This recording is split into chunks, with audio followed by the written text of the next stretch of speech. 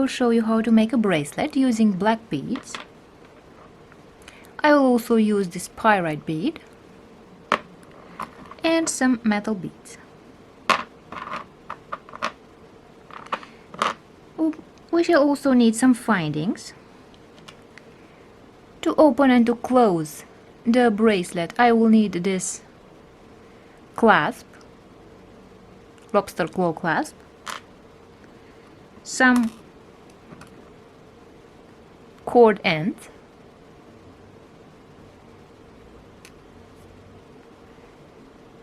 I will also need some jump rings and some crimps.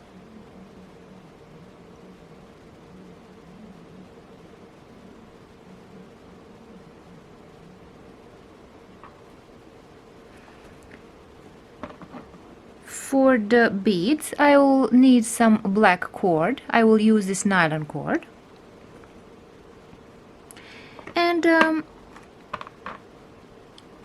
in order to create a bracelet, I will need tools.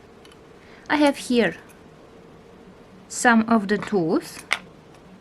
For the nylon cord, I will use the lighter as well as the scissors. For the jump rings, I will use the pliers, the chain nose pliers, and the jump ring opener. And for the crimps, I will use the crimping pliers. In order to put the beads on the string, on the cord, I will use a big eye beading needle. And to measure the length of the cord, of the yarn, I will use the measuring tape. So let's begin with the measuring the length of the yarn. So around my wrist, I will need about 6 inches of beads. That is about 16 centimeters. So I will need a piece of yarn that is longer than that. So I will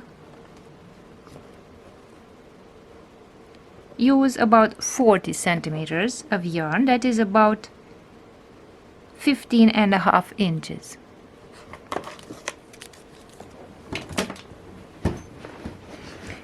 The first step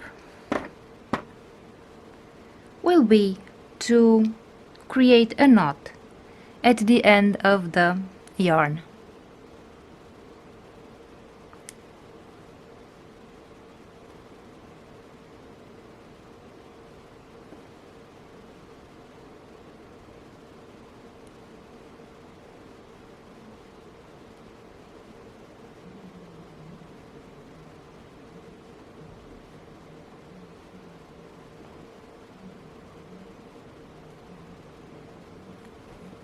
Now I will put the yarn on the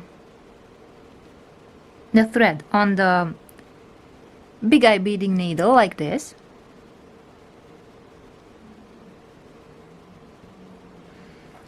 And I will take one of those crimps, put the crimp on the needle,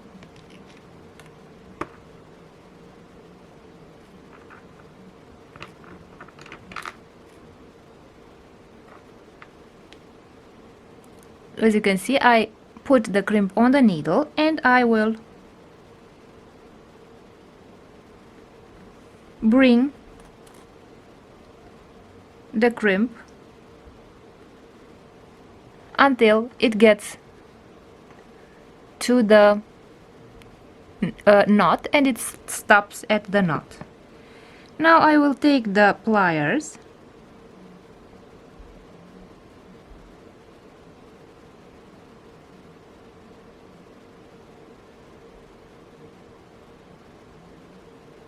and close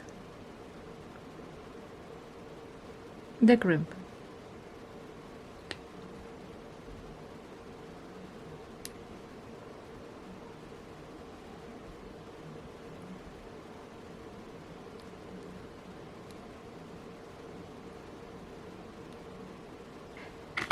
And now I will take one of those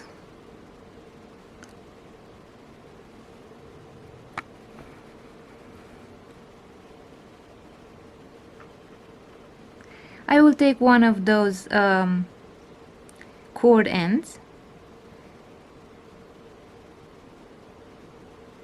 and I will make sure that my knots with my crimp are inside the cord end.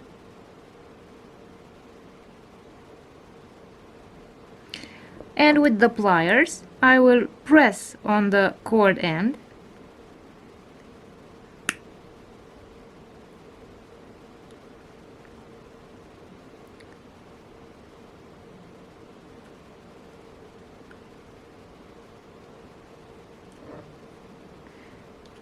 and close the cord end.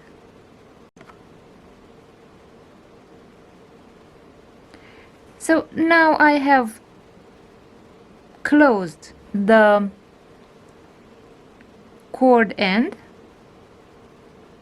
and it presses on my knot this way.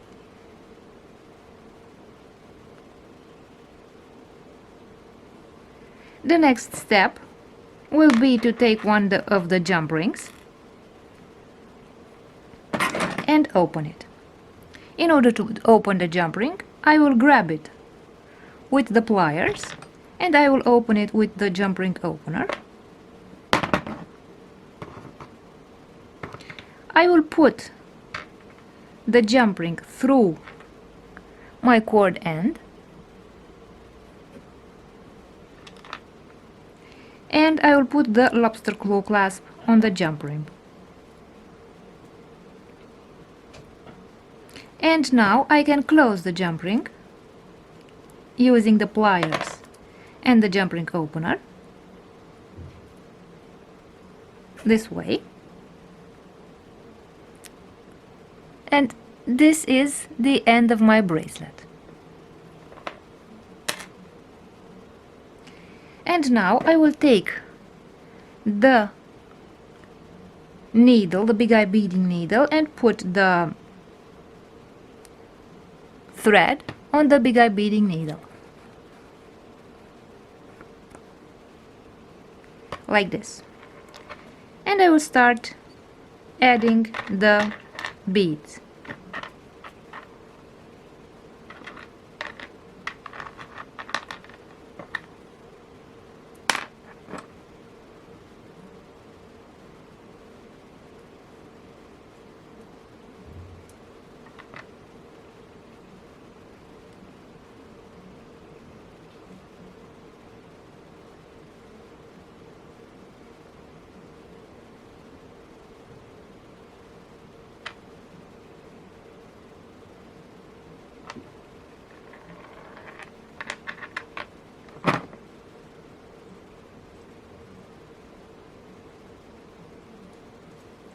This way.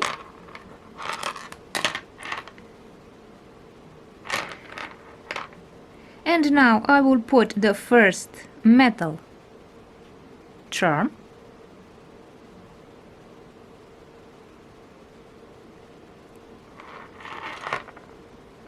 I will put the hematite bead, which will indicate the middle of the bracelet, and then I'll put the second metal charm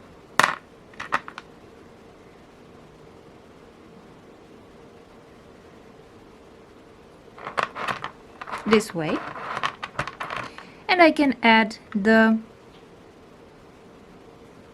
remaining beads.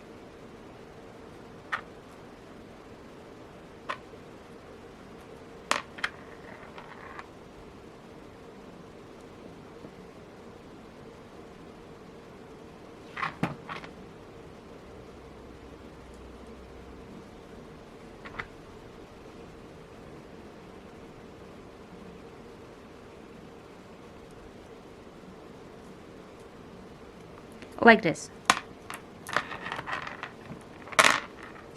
And now we need to close the bracelet. Before I close the bracelet, I would like to add the fact that the beads should not be too close to each other, but they should also not be too loose, so that they will stay on the wrist without being too compressed. Now I will again make a knot here at the end of the yarn of the thread. And now that we have a knot here, I will again take the cord end, put it on this thread here,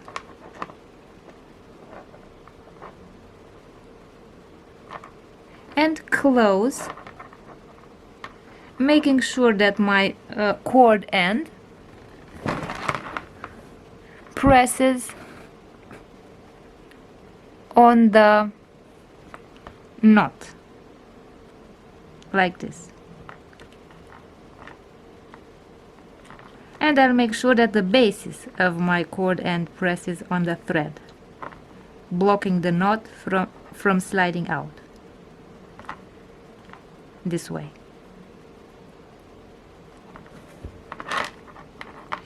And now I will cut the end of the thread.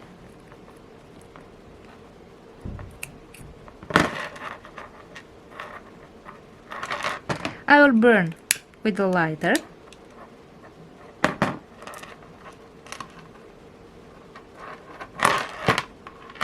And I will take the jump ring, open it. Now I will put the jump ring on the cord end like this, and I will also use an extender chain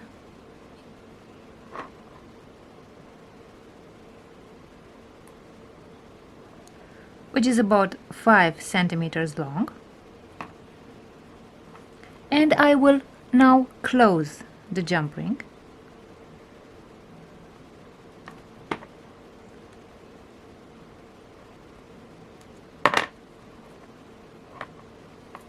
This way. So as you can see, this will be the extension chain, which will allow the user, it's about 5 centimeters or 2 inches long, and this way when you wear the bracelet you can decide how long the bracelet should be. You can make it larger or you can make it smaller. And now let's see what the bracelet looks like. So this is what the bracelet looks like.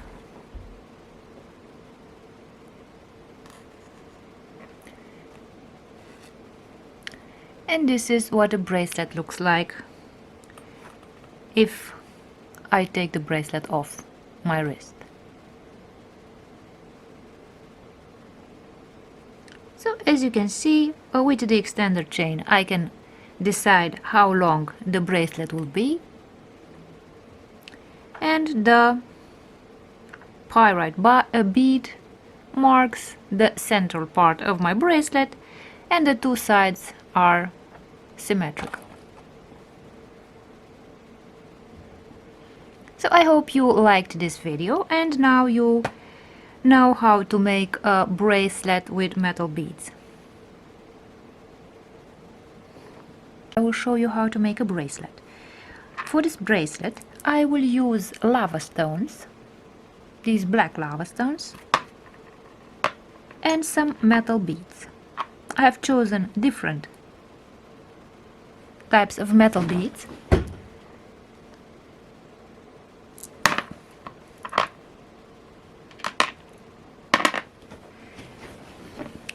And also use a toggle clasp.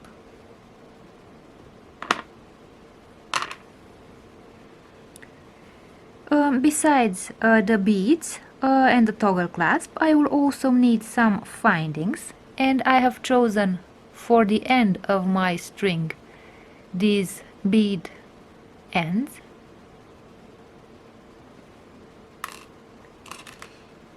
I will also need some crimps, 2 crimps, and some thread. I have chosen this nylon thread, black nylon thread. Now that we have talked about the findings and the beads, let's also talk about the tools. First of all, I will need some pliers, and I've chosen these chain nose pliers, which have a pointed tip, so that I can work with small items, such as those small findings. I will also need a needle, a big eye beading needle. For the jump rings, I will need a jump ring opener, and for the thread, I will need some scissors to cut the thread, and I will also need the lighter in order to burn the end of the thread. Because it is nylon, the flame will melt the plastic, and the knots, for example, will not open anymore. So, if you're ready, let's begin with the bracelet. First of all, let's talk about the length of the thread. I will measure around my wrist, and as you can see, the length is 6 inches. Let's see also in centimeters, it's about 15.5 centimeters. Therefore, I will need a thread that is longer. So let's see, I have chosen about 37 centimeters, that is about 14 inches and a half, so that I can also make the knots and use the big eye beading needle. The first step is to make a knot at the end of my thread. I'll try to make a larger knot, because we use a bead end for the end of the cord, and as you can see, this bead end has this orifice here, and the knot inside of this bead should be large enough so that it doesn't slip out through this, I don't know if it's visible, through this orifice here. So as you can see, the orifice is large enough so that a small knot would easily slip out through this hole here.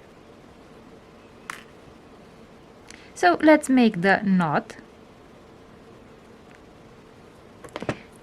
If you want to make sure that the knot does not open, you can also use a pair of pliers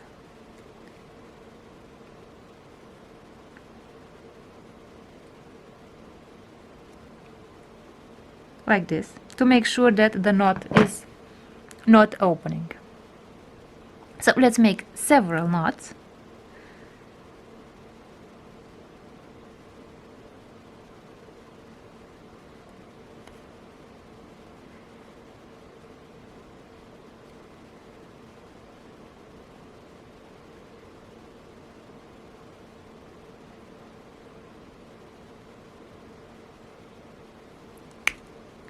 So I think we have enough knots here, and now I will put the thread on the big eye beading needle,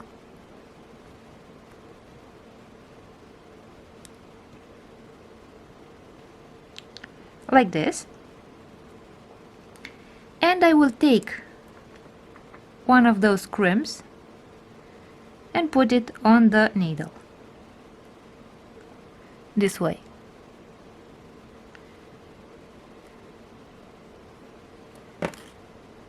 So I have brought the crimp next to the knot. I will take the pliers and press on our crimp like this.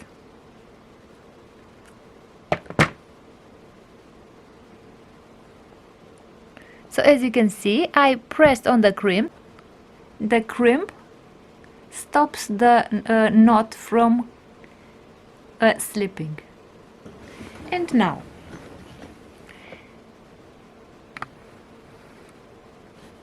I think like this it's more visible. So as you can see, the crimp blocks the knot from slipping. I will cut with the scissors the end of this thread, and I will use the lighter to burn the end of this thread like this.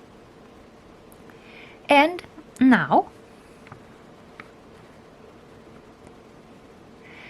again I will put the thread into the needle, and I will take the bead cap and I'll put the bead cap on my needle like this. And as you can see,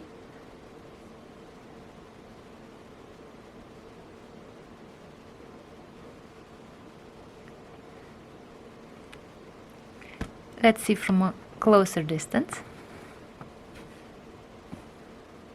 Now you can see that the crimp together with the knot stops the thread from slipping out of the bead cap. Now the next step will be to take the pliers, the chain nose pliers, and close the bead cap like this. I've closed the bead cap. I will take a jump ring. Now the next step is to take some jump rings. So I will take one jump ring, open it.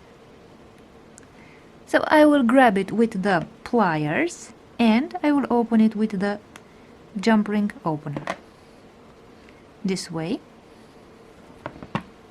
And now I will put the jump ring through my bead end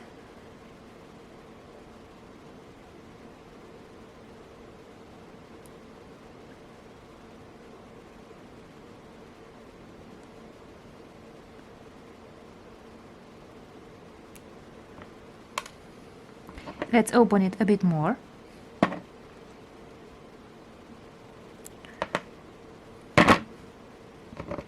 Let's see if it works now. Like this. So I have put the jump ring through my bead end, and now let's put the toggle clasp.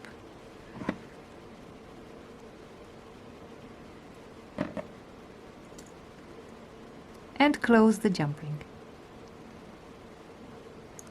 like this. And the end of our bracelet is ready.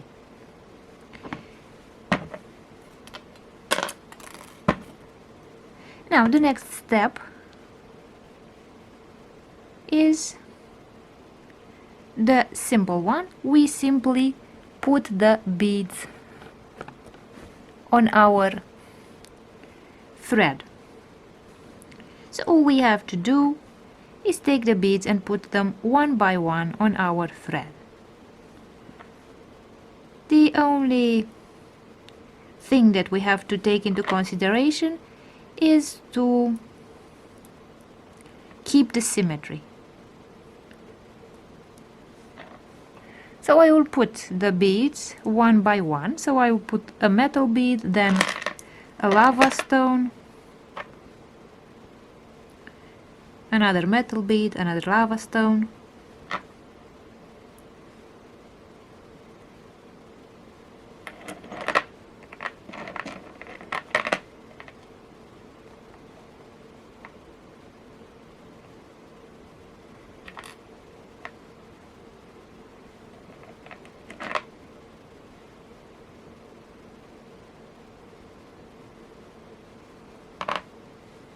now let's put the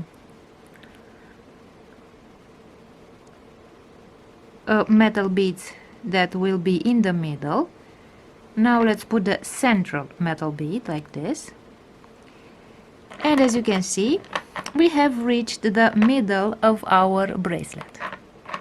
And from this point on, we simply have to take into consideration that the beads must be symmetrical.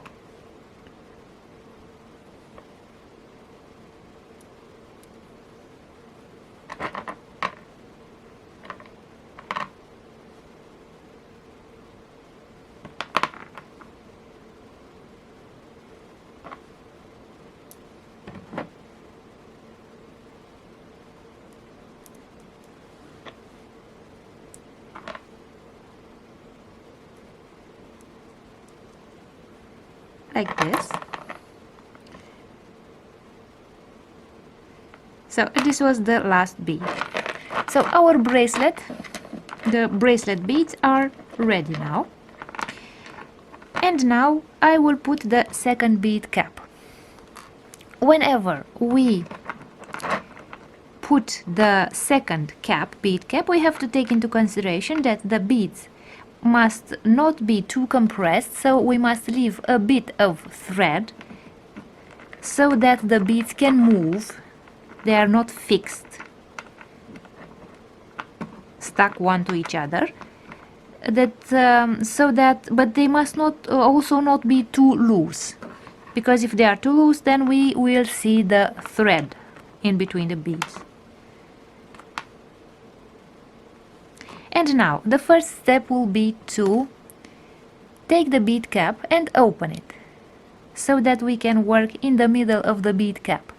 So with the second cap, it's more important to have space here, so I will try to open it as much as I can, so that I can work in the inside of the bead cap. And I will put the bead cap on my needle, like this.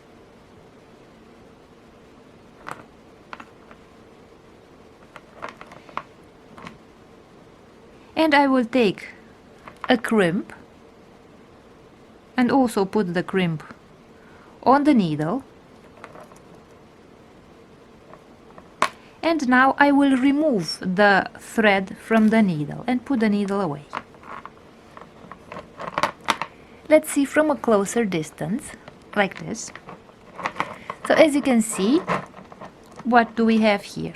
We have the crimp, we have the bead cap, which is opened, and the thread.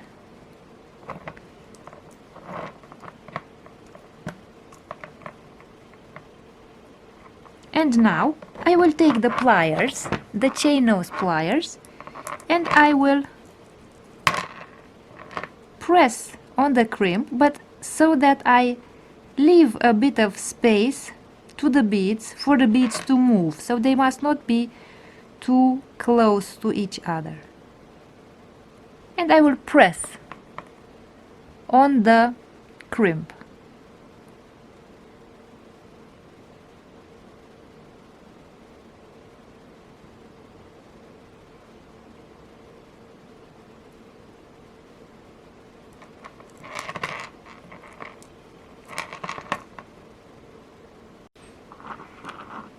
And now, as you can see, I hope that it is visible,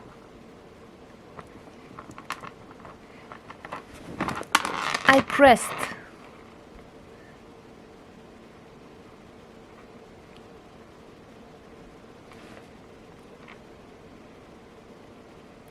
pressed on the crimp, and the crimp is pressing on the thread so that it blocks the movement of our bead cap. So the bead cap will stop at the point where the crimp is, because the crimp has been compressed and it presses on the thread. Now, above the crimp, I will make a few knots to make sure that the crimp does not slide and does not allow the thread to slip out. So you have to be careful. This is why I opened the bead cap, so that I can make the knots as close as possible to the crimp, so that they are masked by the bead cap. So I made one knot. Let's make sure that it's not opening, and then I will make a few more knots.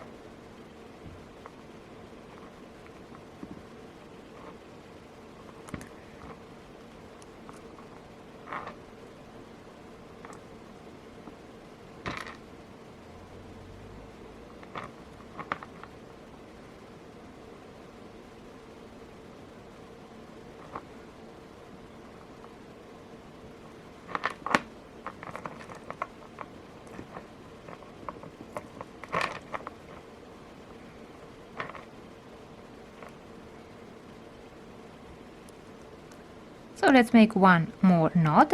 Now that we made several knots here, let's make sure that the knots are tight so that they don't open.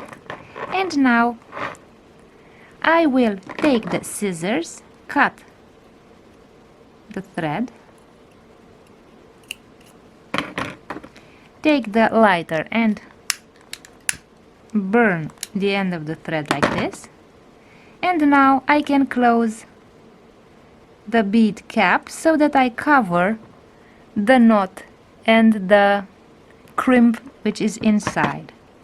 Let's take the pliers and close this bead end like this. And now I will take the second jump ring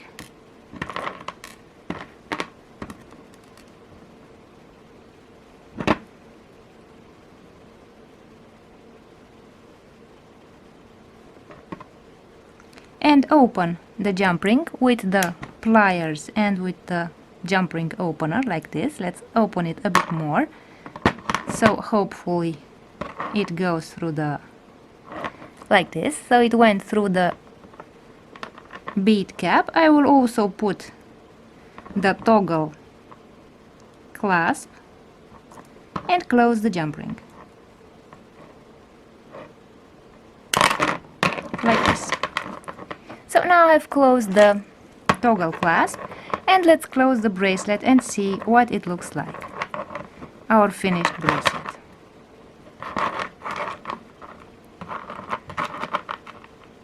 So this is what our finished bracelet looks like. And let's see also what it looks like on the wrist. So this is what a toggle clasp looks like, and the bracelet.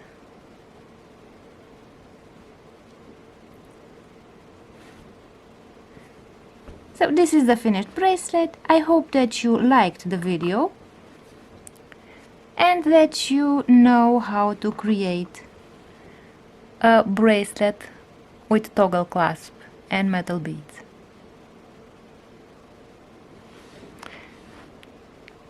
Thank you for watching, and I hope you liked the video. I will show you how to make a china bracelet using these porcelain, these china beads. I have chosen china beads with those black decorations in the shape of flowers. And I also chose some beads that are black, and they also have some flower decorations on their surface. I don't know if they are so easily visible. And I also chose this silver metal bead for the center of my bracelet. And besides the beads, I will also use this bead cap for the end of the bracelet, and some other types of bead caps for my beads. I will close the bracelet with this toggle clasp, and we shall also need some findings. So I will use for the ends of my bracelet these bead caps which mask the knots and the crimps at the end of the bracelet.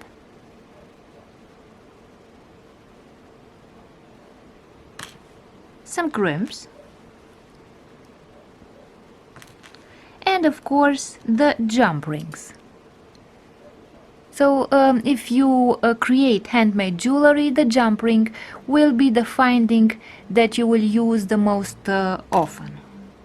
So you use jump rings for all types, almost all types of jewelry that you create. For bracelets, necklaces, anklets,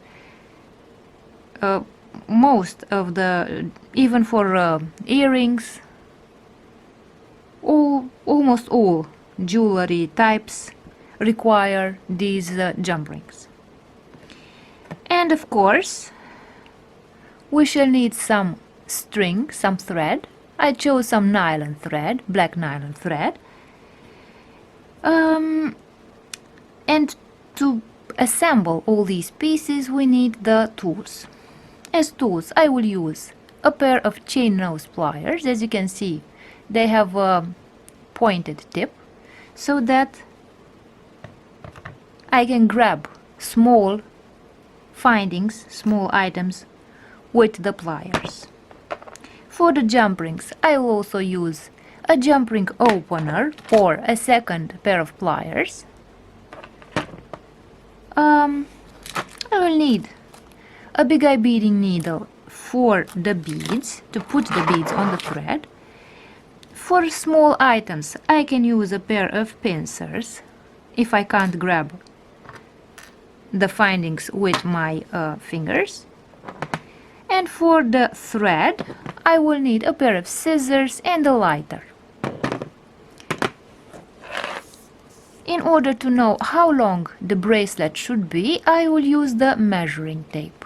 So I have a measuring tape here which has both centimeters and inches. So these are the tools, the findings and the beads that I will use for the bracelet. So if you're ready, let's begin. The first step is to measure the length of the bracelet. So I will put the measuring tape around my wrist to see how long the bracelet should be. As you can see, it's 6 inches long, about 16 centimeters. If you make a bracelet for men, of course you can add 1 more inch or 1.5 inches. It's always useful, if you know for whom you make the bracelet, to measure the wrist so that the dimensions are as precise as possible. So let's begin with the thread. So if I had 6 inches the length of the bracelet like this, I will add a few more inches so that I can make all the knots and put the beads on the thread. So I have cut a bit of thread which is about 12 inches long, so about 30-31 centimeters long. Of course you can cut it shorter, but I chose 12 inches so that I can have enough thread to do all the operations of knotting and of putting the beads and so on. I will take the big eye beading needle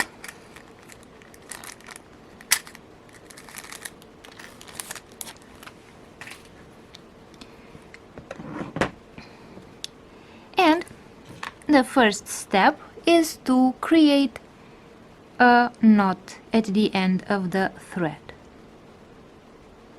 This knot will be masked by my bead end. As you can see, this bead cap here at the end of my bracelet has a hole here in the middle. So the knot that I create must not pass through this orifice here. So it has to be larger than this orifice. Otherwise, the thread will come out of the bead cap. So in this case, I will make not one but several knots to make sure that the knots do not open and that they are large enough to stop the thread from coming out. Beside the knot, you can also add something else, and I will show you a safe method to make sure that the thread does not come out. So you can make many knots like these so that they are large enough that they do not come out through this orifice of the bead end.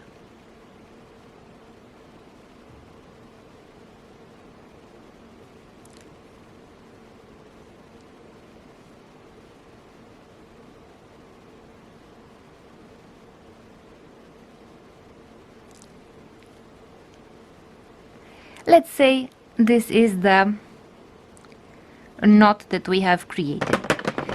To make sure that this end does not open, I will burn it a little bit because it's nylon. It will melt and it will stick to the knot so that the knot has less chances to open. Then I will take the thread, put it on my big eye beading needle like this. You have to take into consideration that sometimes the thread can be cut a little bit at the point where it goes through the needle because the needle is a bit sharp inside here. So it can sometimes cut the thread a little bit. So using more thread than necessary ensures that if the thread is damaged here, you can just cut it off. And now I will take one of those crimps and put it on the needle, on the thread, and it will stop, as you can see, in my knot. So let's see from a closer distance. As you can see, I have the knot and the crimp has stopped right next to my knot. Now I will take the pliers and press on the crimp like this.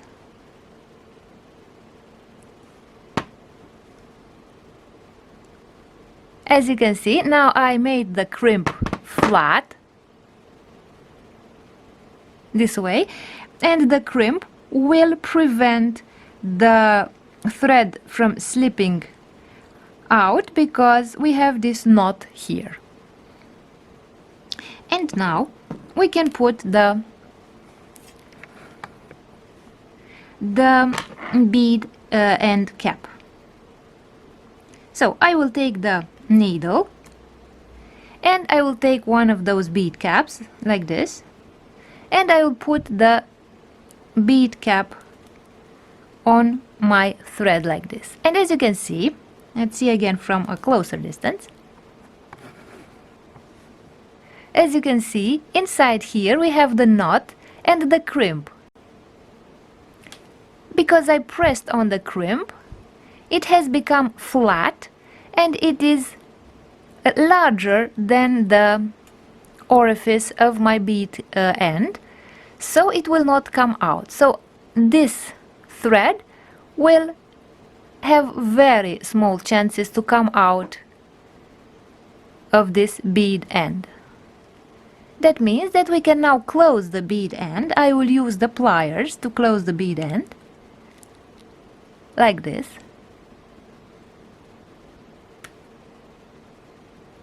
this way. And now, as you can see, the knot and the crimp are both masked inside my bead end here.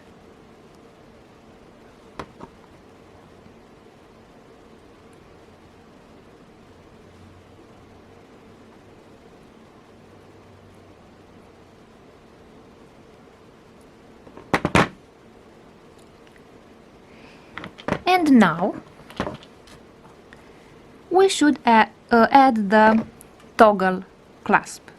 I will take one of those jump rings. As I've told you, the jump rings are the most used type of finding in handmade jewelry. I've opened the jump ring. I will put it through the ring of my bead end, like this. And now I will take the toggle clasp and also put it on my jump ring, this way. And now I can close it. I will grab the jump ring with the pliers and I will close it with the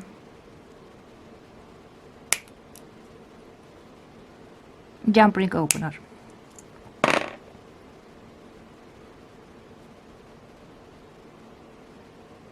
This way. Now let's see the result. So as you can see, I have the bead cap. Inside the bead cap I have the crimp with a knot, which are no longer visible because I closed the bead cap. Then I have the jump ring and the toggle clasp. So the end of the bracelet is finished, the closure of the bracelet. And now let's continue by adding the beads. So as you can see, the thread has the tendency to come out of the needle because the needle has this big space here,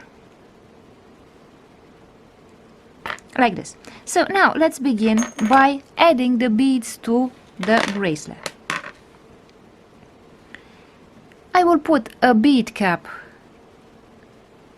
like this at the end, so it looks like a flower, but it's a little bit longer and it's narrower here, so it creates shape of V, which looks better for the end of the bracelet. So it gives the shape of the it gives an end to our bracelet by this shape of V. So I will put first of all the bead cap for the end of my bracelet, and then I will start adding the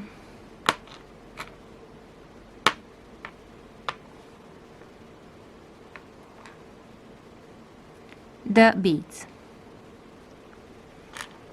I will begin with the porcelain beads. Now I will put another cap, a smaller cap. I will put one cap and another cap, as you can see.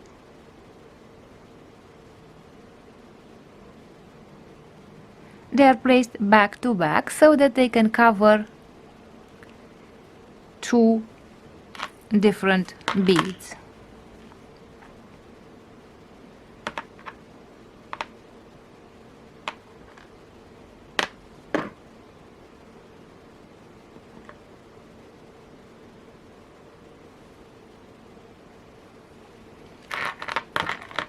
This way. So as you can see, the first bead is covered by the longer bead cap and a small bead cap.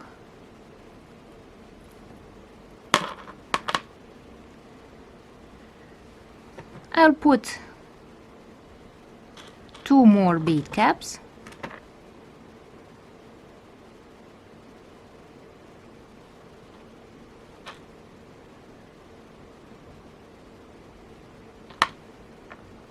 Another porcelain bead, two more bead caps,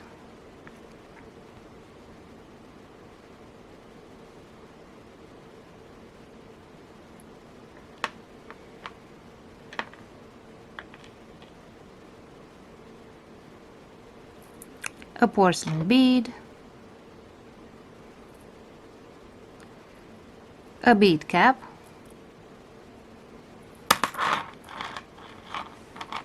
this way. And now let's put a larger bead cap because we are approaching the middle of our bracelet. I will use the larger bead cap because of the black beads, which are slightly larger than the white beads, like this. And now we have reached the middle bead, which is a metal bead, so I chose this metal bead for the center of the bracelet, this way. And from now on we must be attentive so that the bracelet is symmetrical.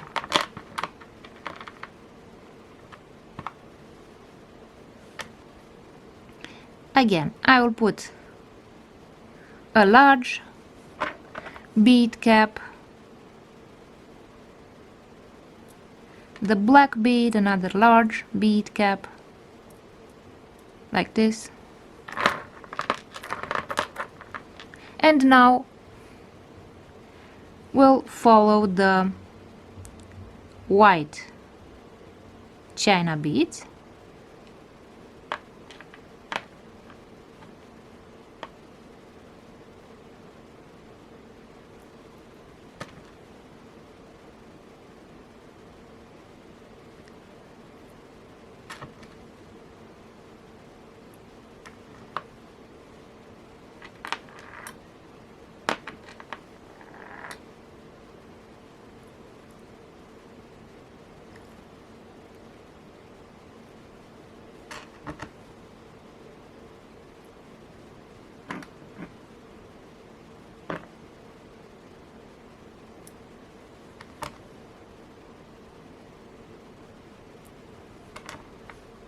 And the bead caps.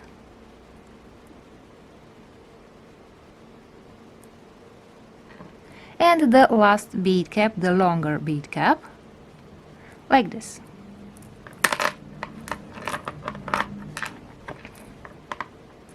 And now we have finished adding the beads to the bracelet. All we have to do now is continue by adding the bead cap at the end, the bead end,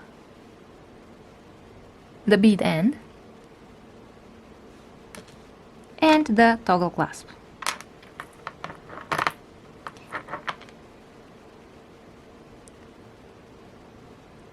So in order to do this, I will open this bead end here like this so that I can work inside of the bead end. I will put the bead end on my needle like this.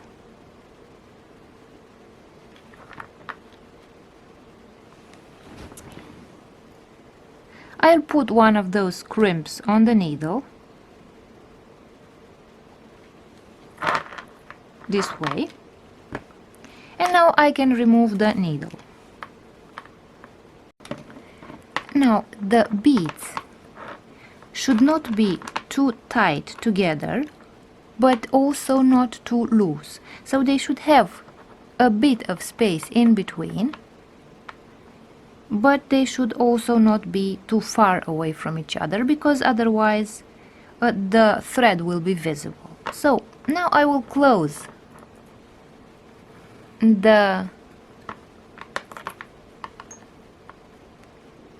crimp that I have here, but taking into consideration that I must leave a millimeter on the thread so that the beads can move a bit. And I will press on this crimp like this so that it blocks the movement of the thread. And above the crimp I will make a few knots so that the crimp does not slide from the thread. This is why I opened this bead end here, so that I can make those, that I have access and can make the knots above the crimp.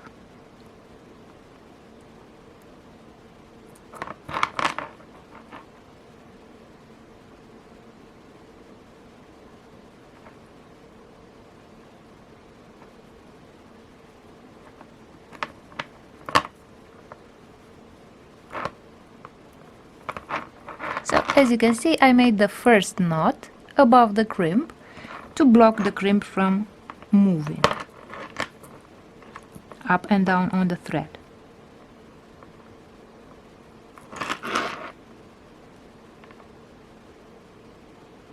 So let's make another knot.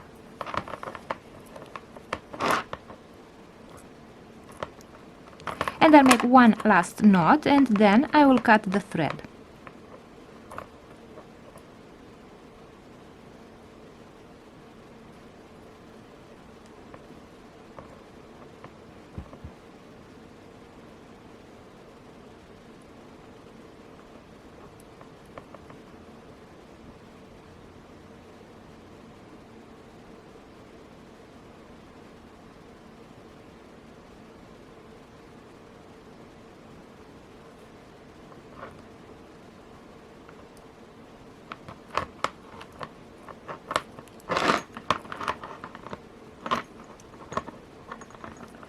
This way. Now, as you can see, I have these knots above my crimp,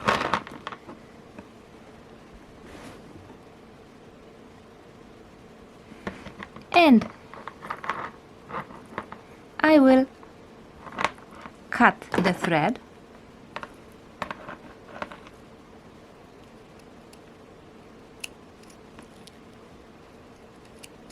like this, and burn the end of the thread with the lighter. And now I can close the bead end so that our crimp and the knot is no longer visible. This way. I'll take the pliers and close.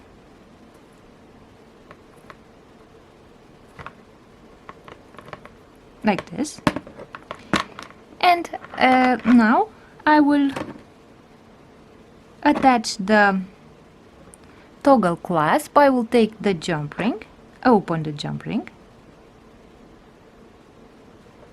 this way.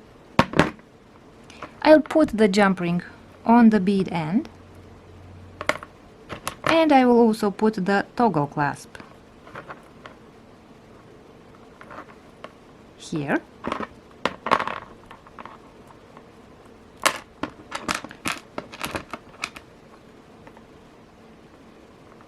Like this. And now I will close the jump ring.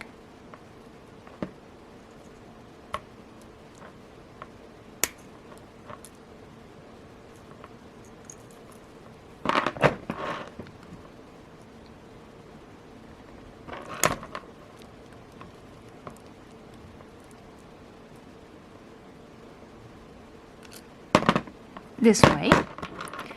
And we can now open and close the clasp like this.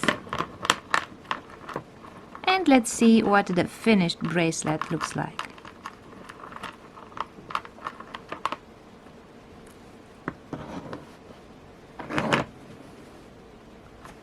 So this is our finished bracelet.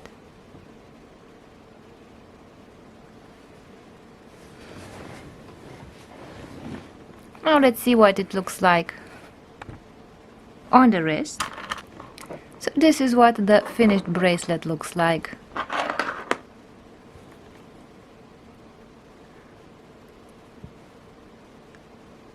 on the wrist.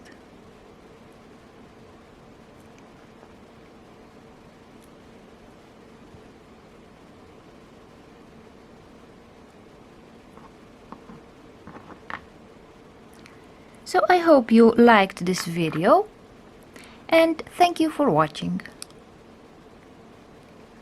will show you how to make a bracelet using nylon cord and some beads. I will use black wooden beads and also turquoise beads. I will need a few tools. First of all, I will need a measuring tape. For the small parts, I can use, if I cannot grab the beads with my fingers, I can use some pincers. And for the cord, for the nylon cord, I will need a pair of scissors and a lighter. So I will need 2 bits of cord. As you can see, I will cut a bit of cord which is longer than the distance around my wrist, so there should be a bit of extra cord here so that I can open and close the bracelet with the sliding knot. So this cord, the first cord, is about 14 inches long. 14 inches is about 37-38 centimeters long. The second bit of nylon cord is a shorter cord that I will use in order to make the sliding knot. So this shorter bit of nylon cord will be about 5 inches long, that is about 13 centimeters long.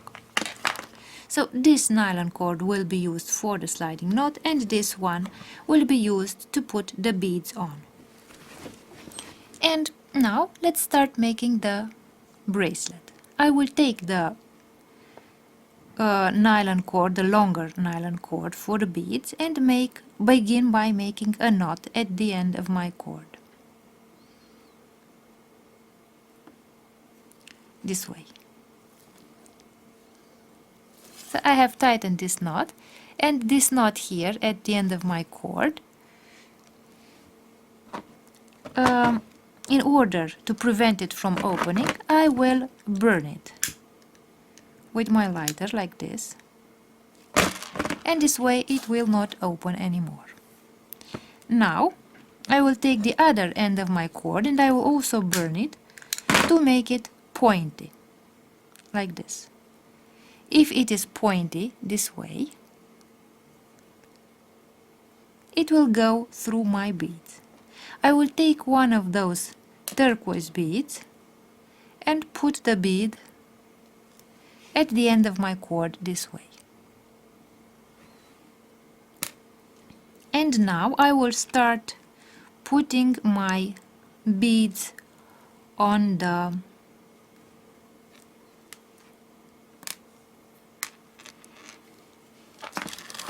bracelet. So I'll alternate turquoise beads and black wooden beads.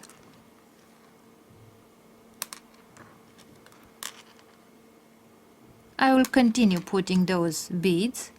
So a black bead and a turquoise bead, and I will continue putting those beads until I obtain the desired length of my bracelet.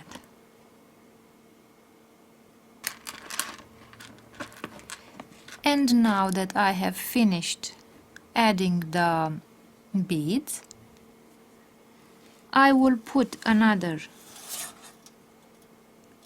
bead at the end, turquoise bead at the end of my string, and I will make a knot like this. So I will tighten this knot this way. I will take the lighter and burn the end of my knot, melt it so that the knot doesn't open anymore. And now I have the ends of the bracelet ornated with some turquoise beads, and I will put the other beads in the middle of my bracelet this way. I will grab the nylon cord at this point here, and I will make a knot to mark the point where the beads will stop.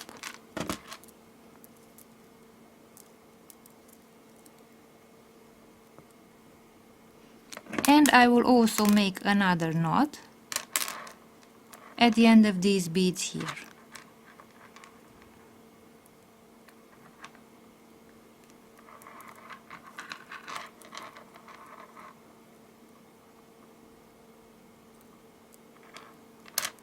This way.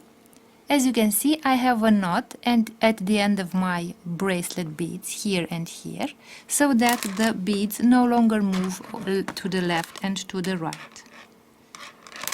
Now I will put the beads away, the turquoise beads, and I will create the sliding knot. So let's see from a closer distance how to create a sliding knot. First of all, I will superpose the ends of my bracelet like this, and I will take the short nylon cord. I will superpose the ends of my nylon cord so that I find the middle of my nylon cord. I will put the nylon cord underneath the other two cords, and I will make a simple overhand knot like this. So I have created a simple knot here. And now I will start making the sliding knot. I will take one of those ends of my sliding knot, put it over the two cords here, then I will take the other cord, I will put it over the first cord here, and then I will put it underneath these two cords here, like this, and now I will take it out through this loop, this way, and I will close the first knot of my sliding knot. So the first loop was on the left side, and now I will put the loop on the right side. I will take the other cord, put it over this cord, put it under these two cords like this, and take it out through this loop here.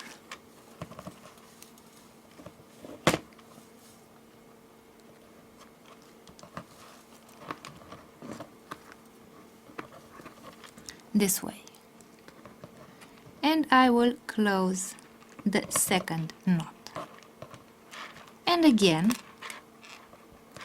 I will make a loop on the left side. So the loops will be made once on the right and once on the left side. I create the loop, I put this other cord over it and take it out through this loop here.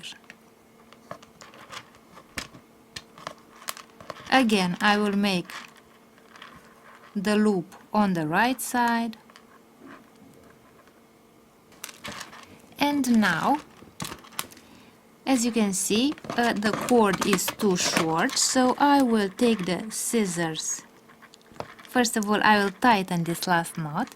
I will take the scissors and cut, and I will burn with the lighter. Now I will turn the knot, the sliding knot. I will also cut this bit of cord, and I will burn the end of the cord. And let's see if the sliding knot is moving. So as you can see, it's moving, so let's close the bracelet like this. And as you can see, this is the finished bracelet. Let's see what the bracelet looks like on the wrist. So this is the finished bracelet. This is the sliding knot here.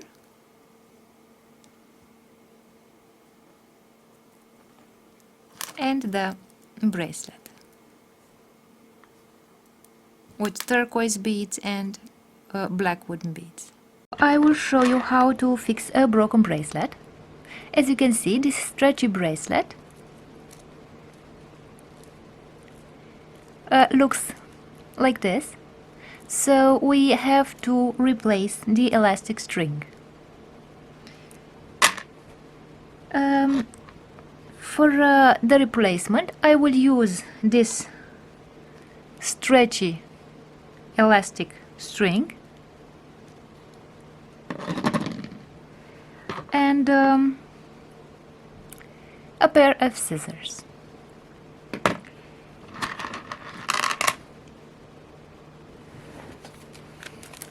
I will also need a big eye beading needle for our beads.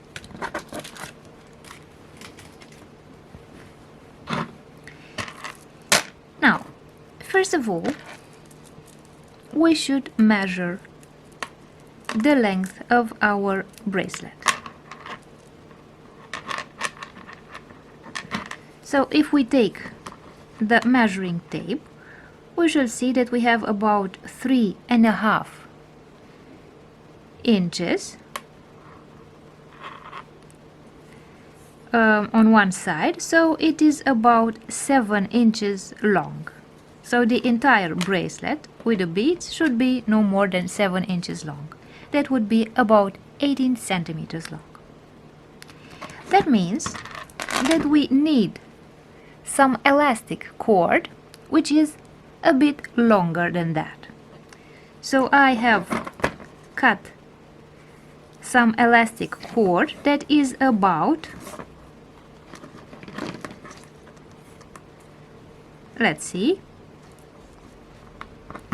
11.5 inches long. So that would be about 29 or 30 centimeters long. And now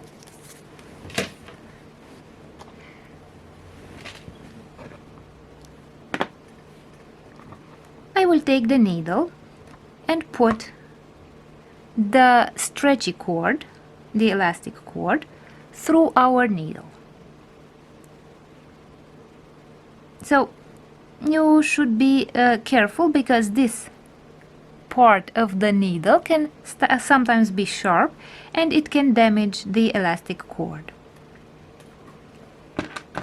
And now let's remove the old elastic cord.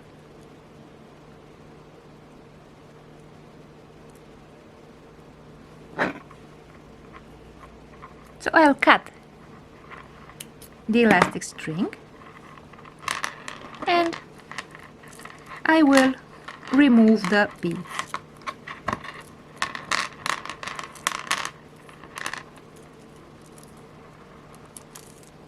This way. So as you can see, the elastic cord is no longer elastic, it's broken, so we have to remove it. So I'll put the old cord away, and now we have all these beads. I will take the needle with the elastic cord, with a new elastic cord, and I'll start putting the beads on our elastic cord.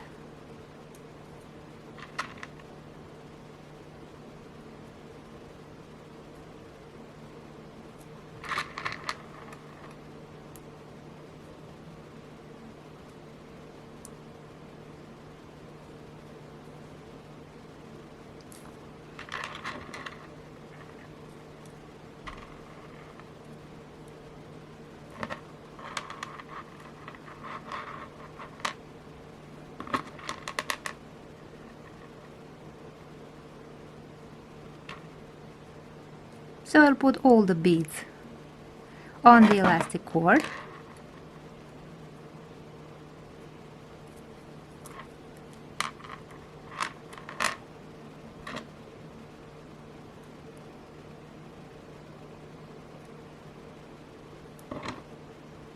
We have only a few more beads. And now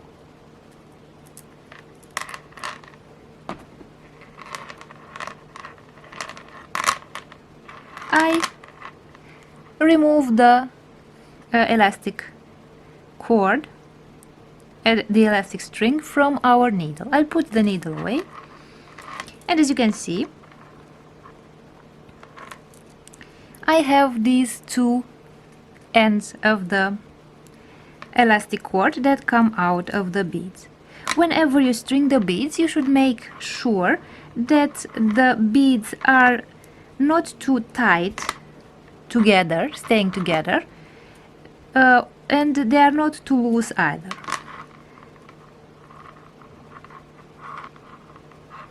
So I will make first of all a simple knot like this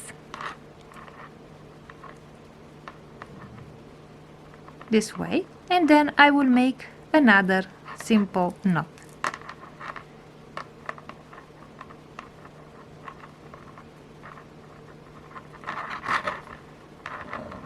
This way. So I made two simple knots.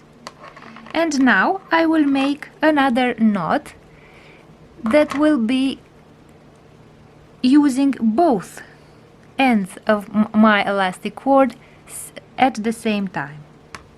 So let's first of all tighten the first two knots, and now I will take both cords like this.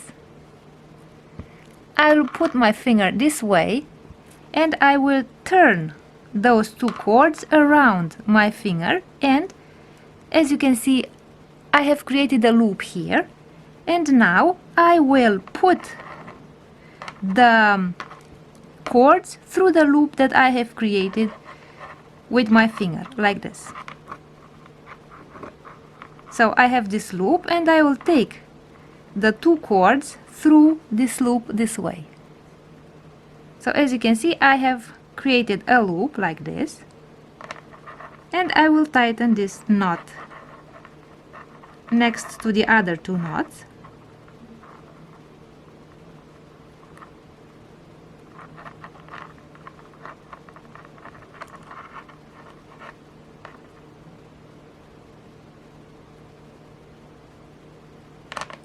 This way.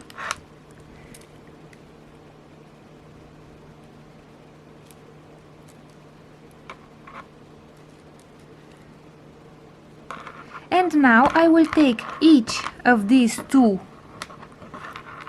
separate strings and pull on them so that the knot does not open. So I took one of the strings and pulled on it. Now let's take the second elastic string and I'll pull on this elastic string as well.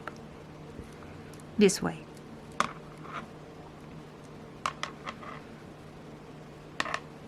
And now we can cut the two cords with the scissors. And as you can see, our bracelet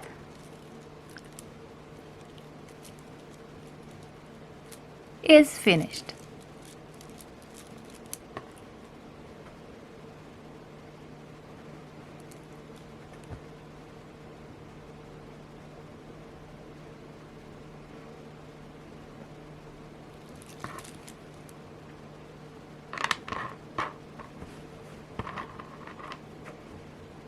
So this is how you fix a broken elastic bracelet. I hope you liked the video, and I hope that now you know how to replace the elastic string of a stretchy bracelet. I will show you how to make a bracelet using charms and porcelain beads. So these will be the china beads that I will use. So as you can see, the beads are black and white. And they are made of china, of porcelain. I will also use these beads in the shape of flowers and also these oval beads, metal beads.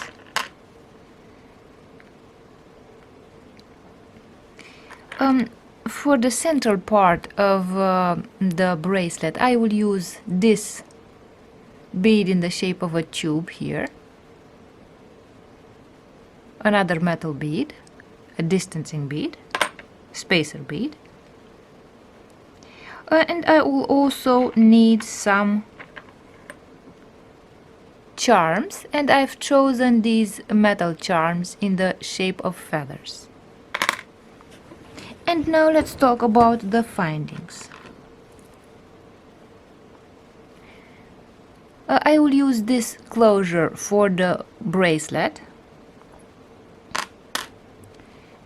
Of course, I will also use these white beads. I forgot to tell you about these small white beads. I will also need some crimps.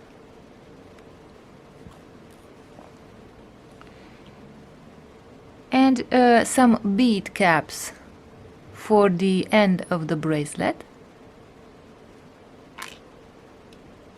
and the jump rings, which are a type of finding that is used very often when you make jewelry. In order to make the bracelet, I will also need some nylon string. I've used this black nylon string. And now let's talk about the tools that I will use. So I will use this needle, which is called the big eye beading needle, in order to put the beads on this thread. And also for the thread, I will need a pair of scissors and a lighter. While for the findings, I will need tools such as the pliers. I have different types of pliers here. These are the chain nose pliers. As you can see, they are flat here, they have no teeth, to prevent them from scratching my findings, and also the jump ring opener for the jump rings. And now that we have talked about the beads, the charms, the tools and the findings, let's begin making our bracelet.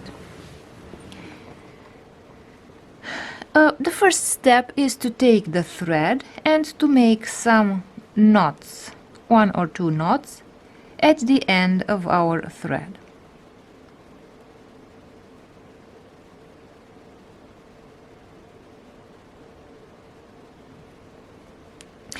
Remember that since you have these bead caps, the shape of the knot is not so relevant because it will be hidden by the bead cap. So it doesn't matter if your knot does not look very aesthetic, because it will be hidden by this bead cap and it will be invisible. So if you want, you can make even 3 knots like this to make sure that your bracelet does not open. And now that I have made the knot at the end of my cord, I will cut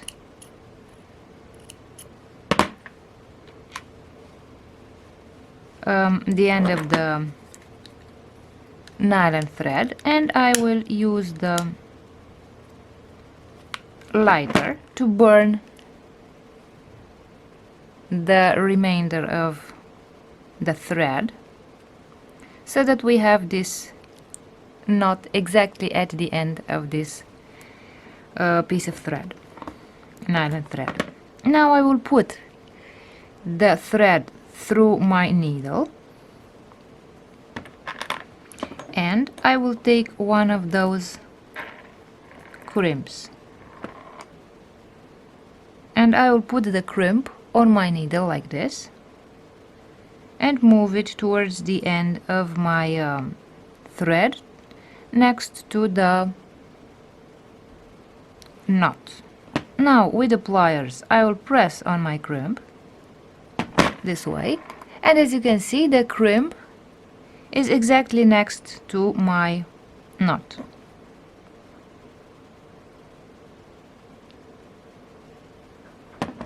This way.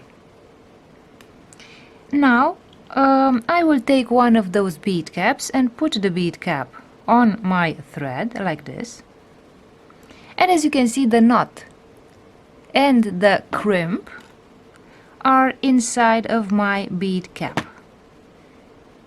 Now all we have to do is close this bead cap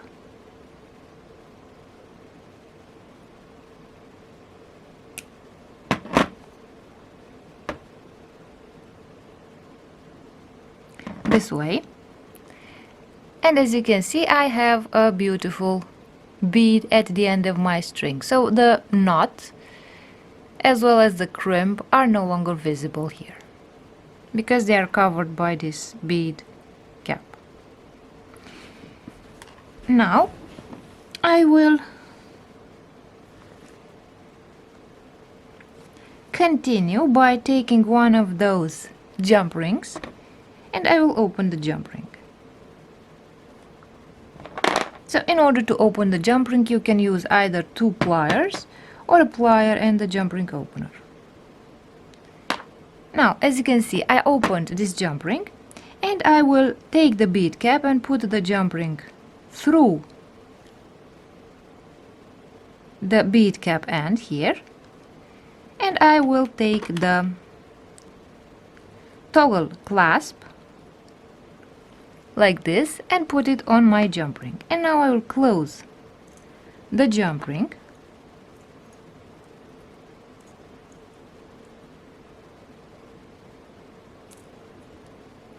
this way, and I have created the end of my bracelet like this. Now again I will put the thread through the needle and I will start adding the beads on the thread. And now that we have added the toggle clasp at the end, I will put the thread on my needle and I will start adding the beads. The first step will be to add some black and white beads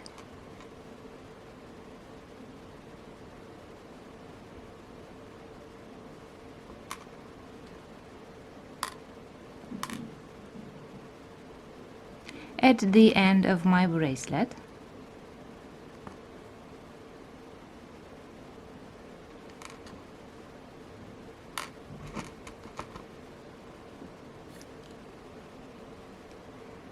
This way, and now I will start adding the porcelain bead,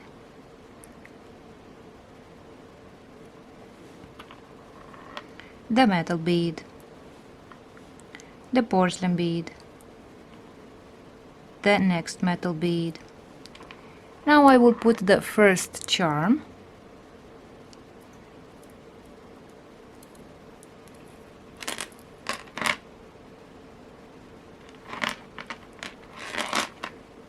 another bead,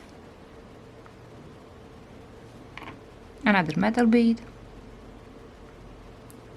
the second charm, another porcelain bead, then I will put a metal flower bead,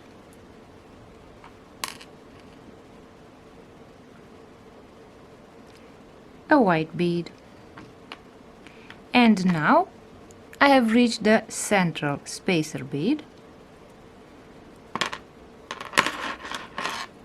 and I have created the half of the bracelet. And let's continue. I will put the other beads symmetrically. The rest of my beads symmetrically. So I put the white bead, the metal flower bead, the first ceramic bead, the feather charm, the first feather charm, another metal bead, another porcelain bead, the smaller feather charm, and the rest of my beads.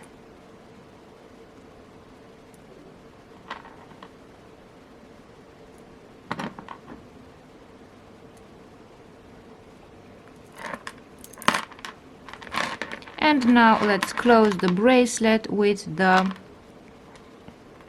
white and black beads.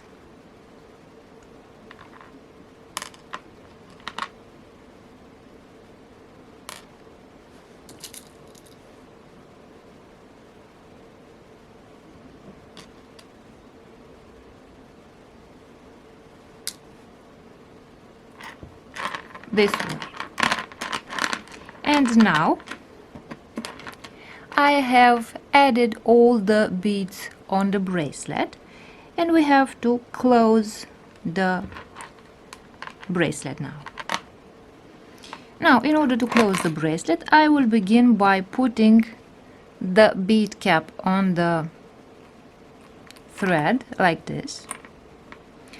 Then I will take the crimp and put the crimp on my needle too.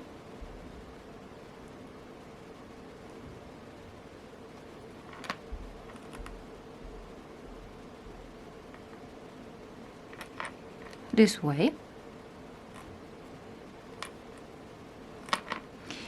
And I will remove the needle, and I will make sure that there is some space between the beads so that they are not too compressed, and I will press on my crimp.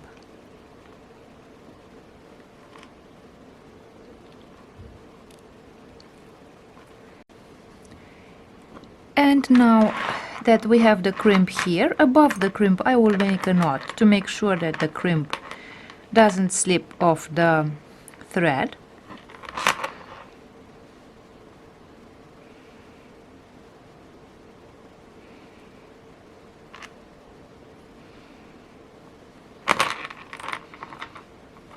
Now I will cut the end of the thread with the scissors.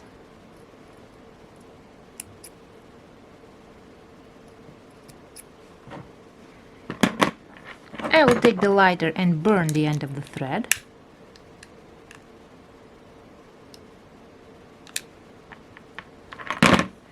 Like this. And the next step is to close the bead cap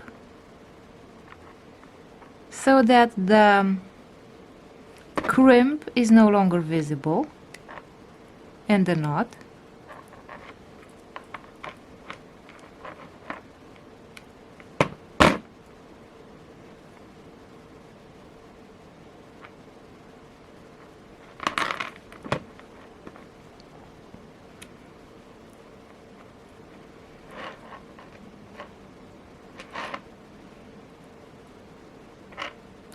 This way. Now I will take the jump ring and open the jump ring.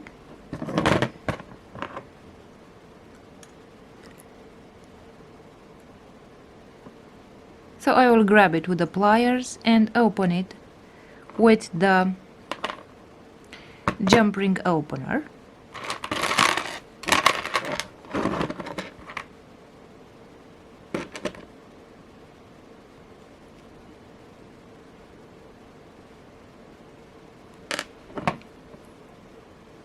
So I will open it a bit more.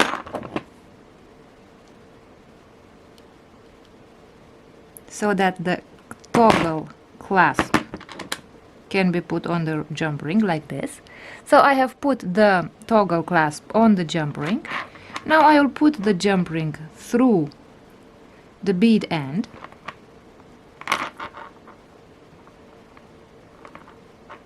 And I will close the jump ring.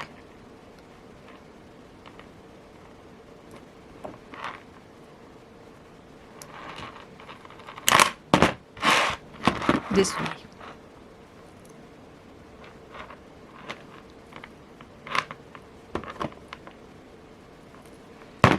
Like this. And now I have also attached the end of the toggle clasp, and the bracelet is ready.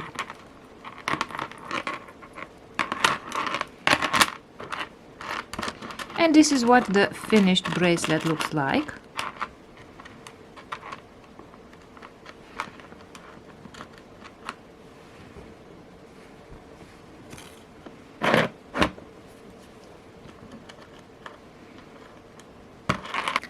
And this is what a bracelet looks like on the wrist.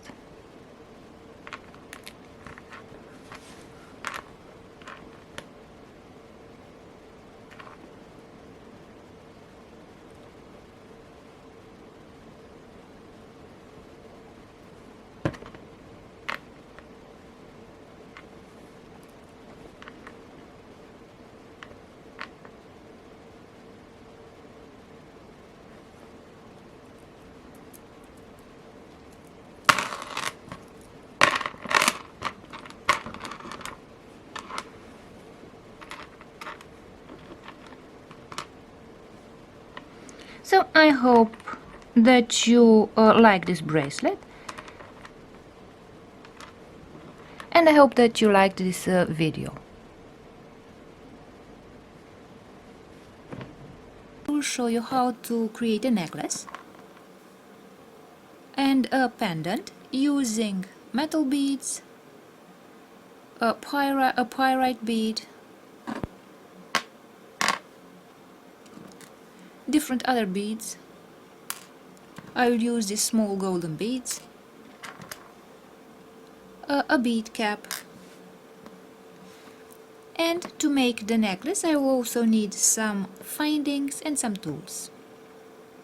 If you're ready, let's begin. First of all, we shall talk about what we need in order to create this necklace with pendant. So as I've just told you, we shall need some findings in order to connect our beads, and also some tools. So we shall need some findings to create the pendant and other findings to create the necklace. For the necklace, I will use some black nylon cord. I have chosen this thin nylon cord, and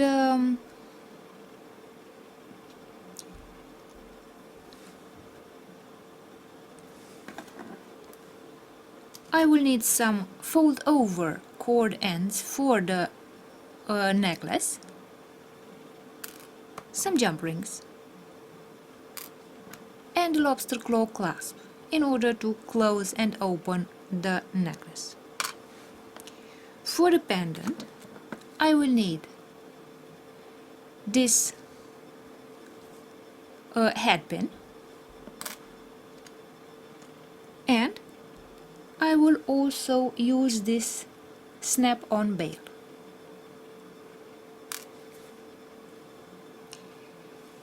As tools, I will need pliers. These are the chain nose pliers, and you can recognize them because they are pointed here and because their surface is lacking any teeth.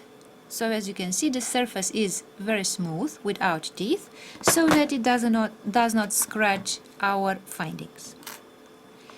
I will also need a jump ring opener for the jump rings, and to make the pendant we shall need these two pliers, the cutting pliers and the round nose pliers. The cutting pliers, as the name implies, are used for cutting metal and the wire of our pin, And the round nose pliers, because they are rounded here, they are used to create the loops. So we shall create the loop of our pendant. For the nylon string, I shall also use, if necessary, I shall use a pair of scissors and a lighter. In order to measure the length of our yarn, we can use a measuring tape. And now let's begin making our necklace with pendant. Let's begin with the pendant. So I will take first of all our head pin. As you can see, the head pin has this part here which looks like the end of a nail, and it stops the beads from sliding out of our pin. So I shall put the first bead on the head pin, and as you can see, it stops at the point where you have the end of the head pin, like this. And now I will add a bead cap, like this. I will add the pyrite bead. So this is a natural bead, a gemstone. Then I will add the metal bead, like this, and I will add another small bead to mark the end of the pendant. And now I have this part here. Let's see from a closer distance. This is where we have to make a loop. In order to make a loop, the first step will be to bend this wire of the head pin. So whenever you bend this wire, you must not bend it precisely above the last bead, because you risk to break this bead, especially if it is a small bead, if it is made of a gemstone or of plastic or glass. These beads can break easily if you do not let some space between the bead and the place where you bend. So I will let about 1 millimeter of space until the point where I bend the pin, and I will grab. As you can see, I have left 1 millimeter of space here, and I will bend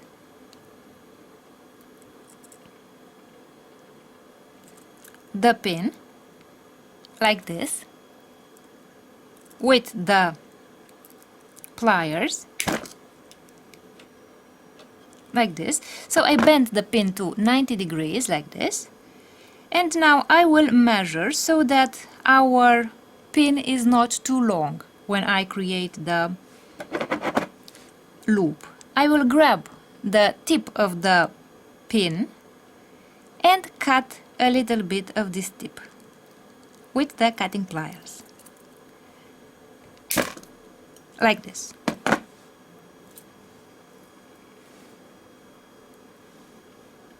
And now let's make the loop. In order to make the loop, I will take the round nose pliers, grab the tip of the pin and start rolling around the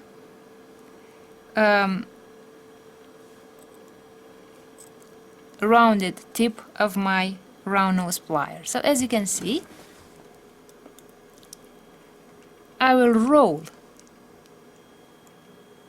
this way until I have created this loop, like this.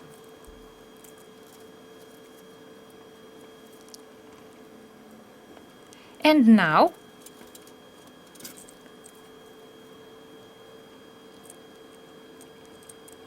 my pendant has a loop here.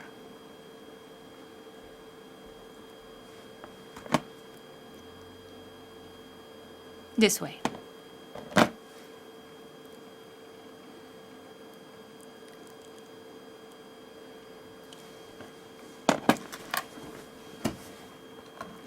Now I will take the bail and open it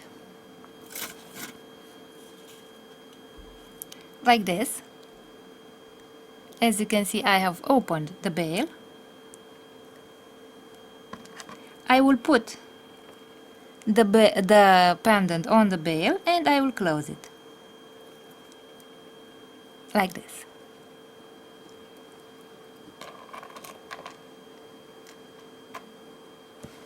And the pendant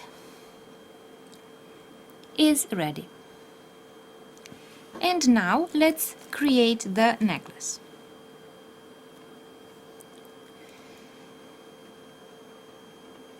So I have these two ends of my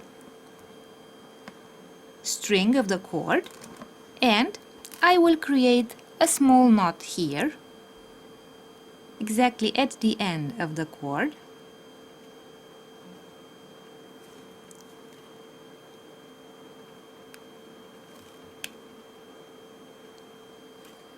This way. And I will take the fold over cord end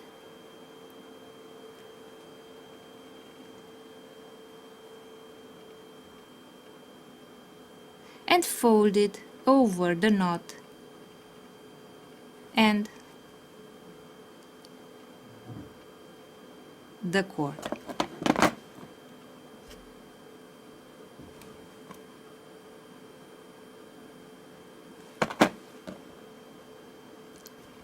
Like this.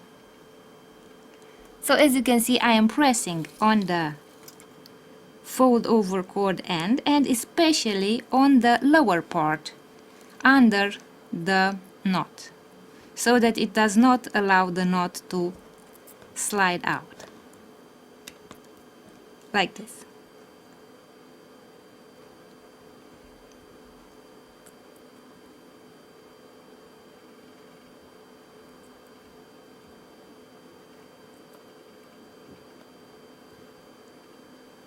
So the most important thing is to press on the lower part here so that the knot, which is larger, does not come out through this area.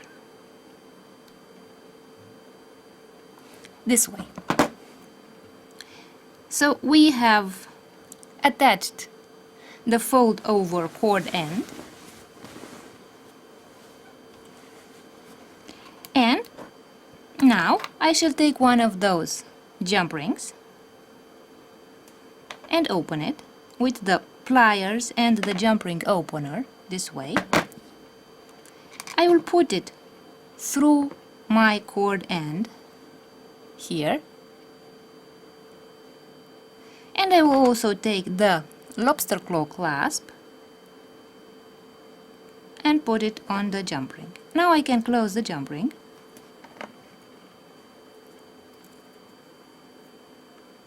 This way. And this end of my cord of the necklace is ready. Now we shall do the same steps on the other end of the necklace cord. So I'll begin with the knot.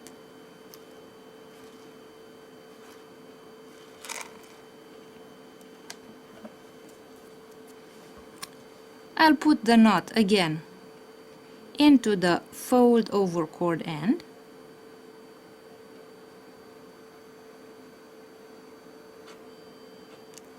Like this. I will close the fold over cord end like this.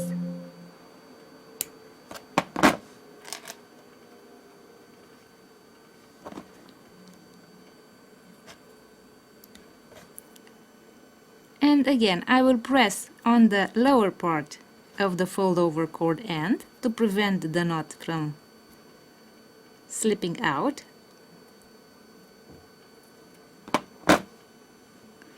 Like this. And again, I will take the jump ring and open it. I will put the jump ring on the fold over cord end and close it.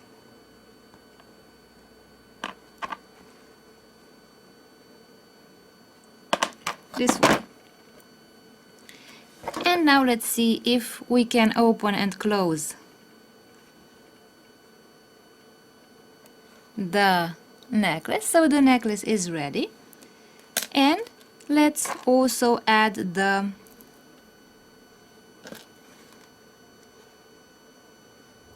pendant to the necklace.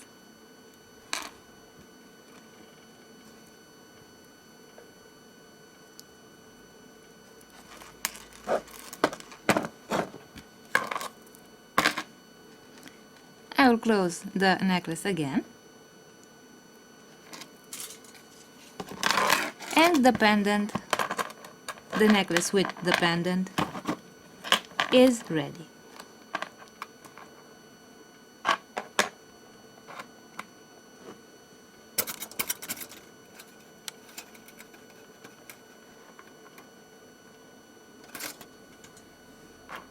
So this is our finished necklace with pendant.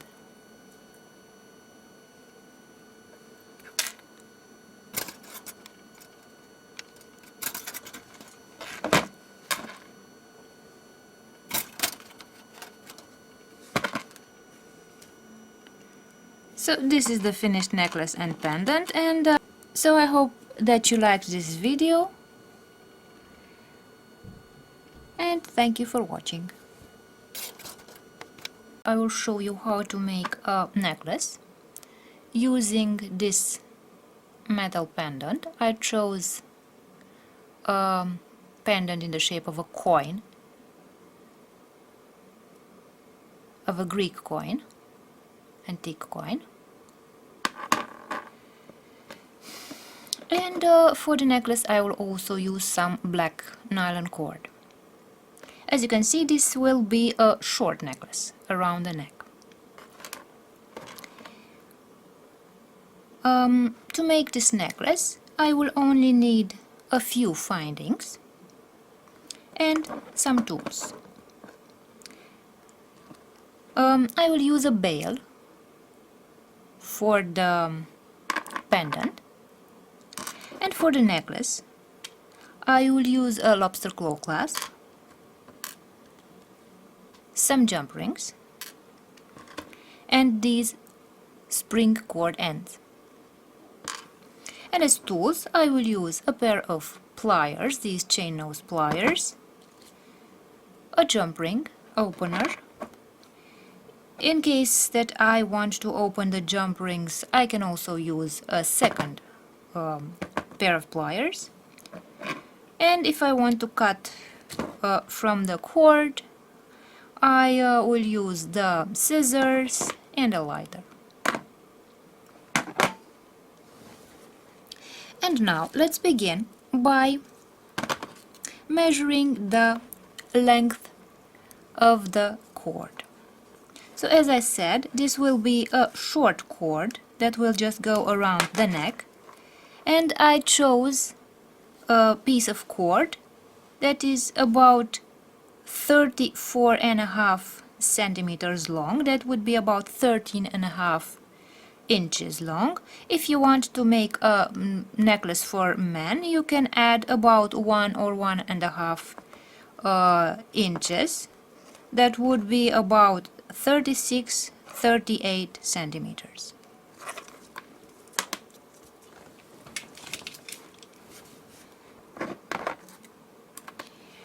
And now let's start making the necklace. So I will take the pendant and the bail, and as you can see, the bail has these little teeth here, and I will put the teeth into the orifice of my pendant like this, and I will press on the bail this way so that the teeth remain inside of this hole.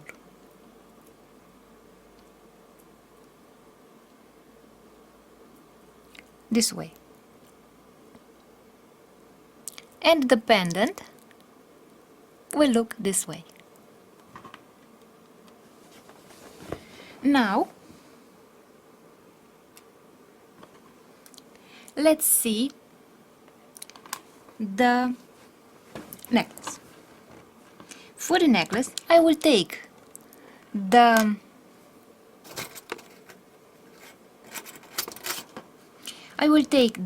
nylon cord and one of those spring ends, cord ends.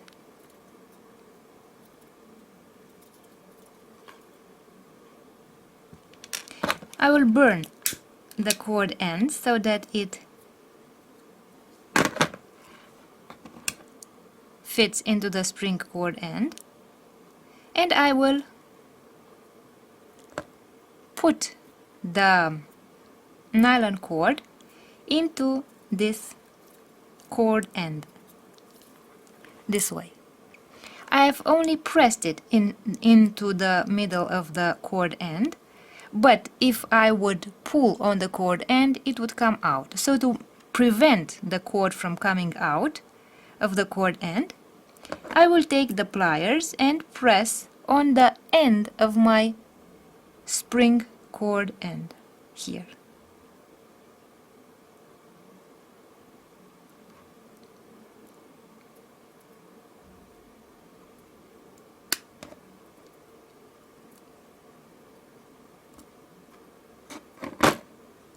This way. So as you can see, this end here of the spring cord end is pressing into my nylon cord. Now the other end of my spring cord end has this little ring here, and I am going to lift the ring this way so that I can attach the jump ring on this ring here. I will put the pendant on the cord like this, and now I will also attach the second cord end to my cord.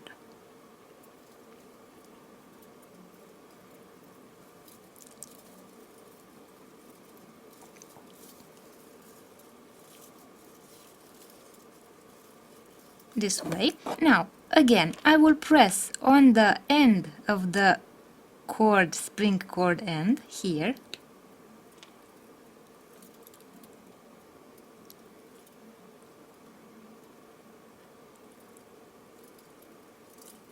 this way, and I will grab with the pliers. I will grab the ring and lift this way so that the ring becomes visible like this. And now I will take a jump ring and put it on this ring. I will open the jump ring with the jump ring opener and with the pliers. I'll put the jump ring here on this ring, and I will also put the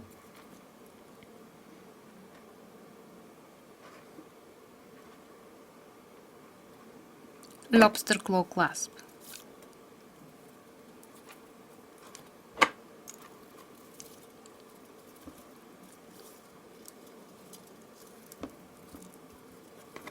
This way.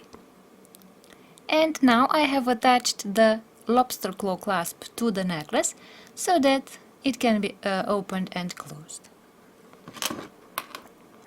And the last step will be to attach the last ring, jump ring, the second jump ring,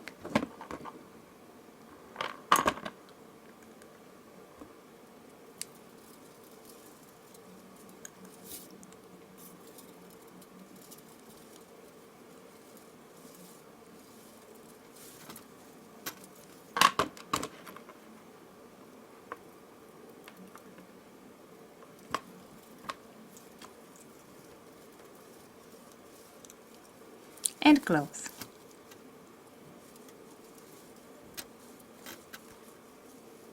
this way. And now let's see what the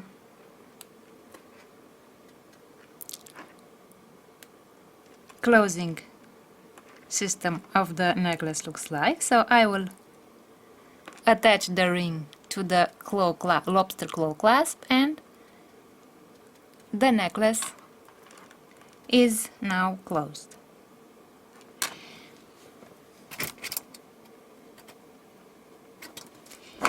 Now our necklace is ready, and let's see what the finished necklace looks like. So this is the finished necklace. I hope you liked this video, and thank you for watching. I will show you how to attach a piece of leather cord to a bone pendant in order to create a necklace. First of all, I will find the center of my leather cord, like this, and I will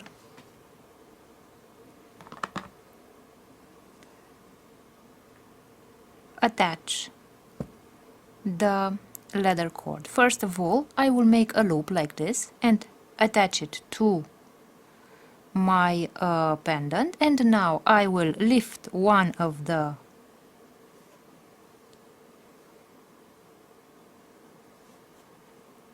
part of the leather cord, and then I will cross the other one and also lift it like this.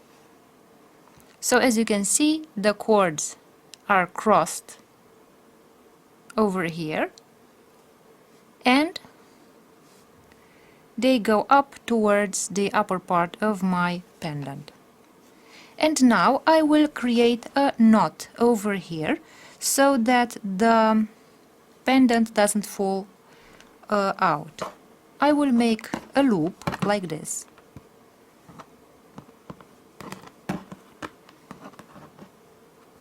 This way, so I have a loop, and I will take the leather cord and put it through the loop,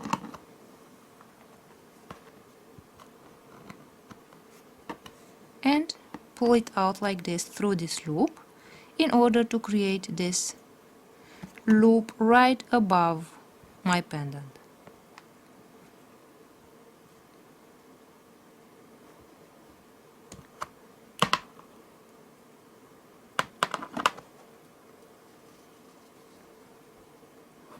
This way.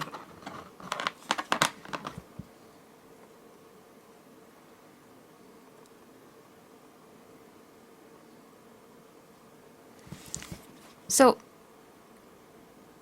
this knot over here is going to hold my pendant in place. And now let's create some sliding knots on our cord so that we can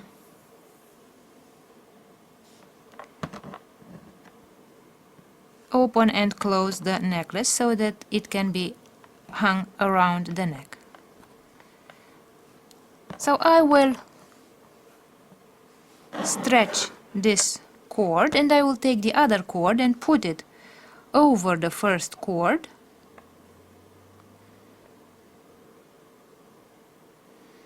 I will make a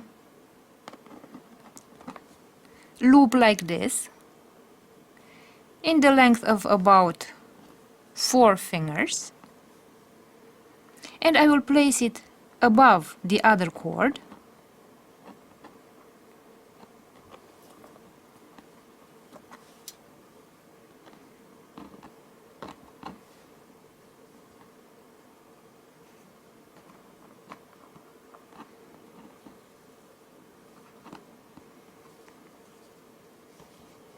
And I will start turning the end of my cord like this. So I have this loop that I have created, and I will take this end of my cord and start turning it around the longer cord and keep this end of the loop like this. So I will need this little loop here. I will grab it with my fingers and I will start turning the leather cord around the other cord like this.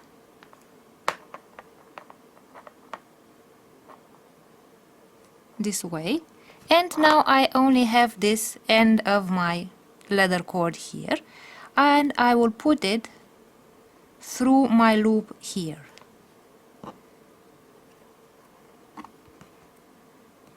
And now I will pull on the cord here, and as you can see, the loop is becoming smaller like this until it grabs the end of my leather cord like this. And I have created the first sliding knot.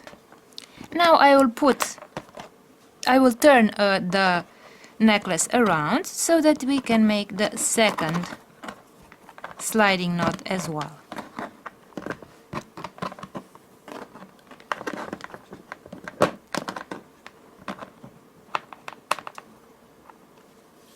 I will again bend my cord like this,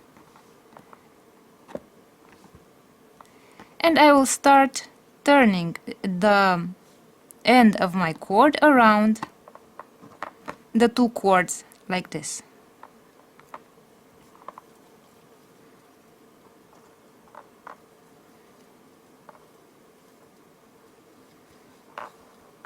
And now, after I have turned,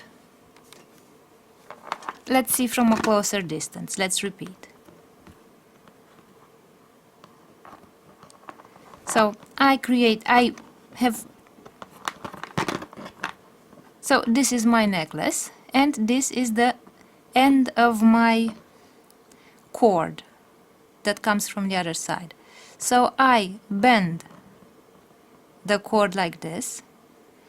I will keep this loop here on the first cord like this. I will grab the loop with my fingers, and with the other cord I will create two loops. So one loop and the second loop, and I have the end of the cord here. Now I will put the end of the cord through my loop like this. So as you can see, I put the end of the cord through this loop, and I will now pull on my cord so that the knot will close like this. So when I pull on this cord, the loop is closing and it is pressing on the end of the cord, stopping it from opening.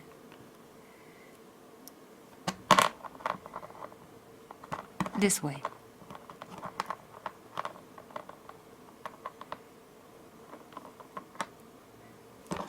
And as you can see, let's see from a distance.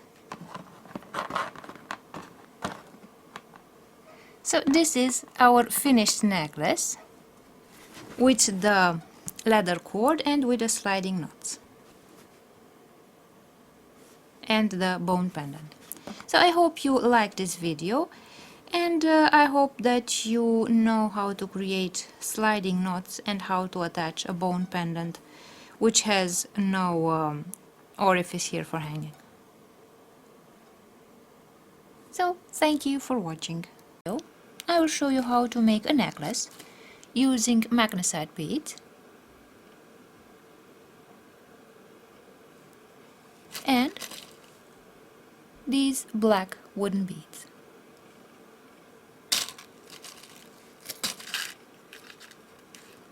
Now, in order to make the necklace, we should need some string, some thread. I have chosen some black nylon thread and also some findings. In order to close the bracelet, I will need this clasp S-shaped clasp. I will need some jump rings, 2 jump rings.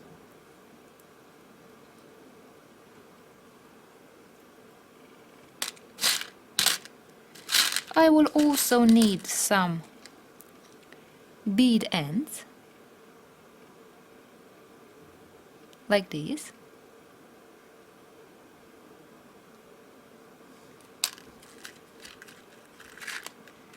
And some crimps.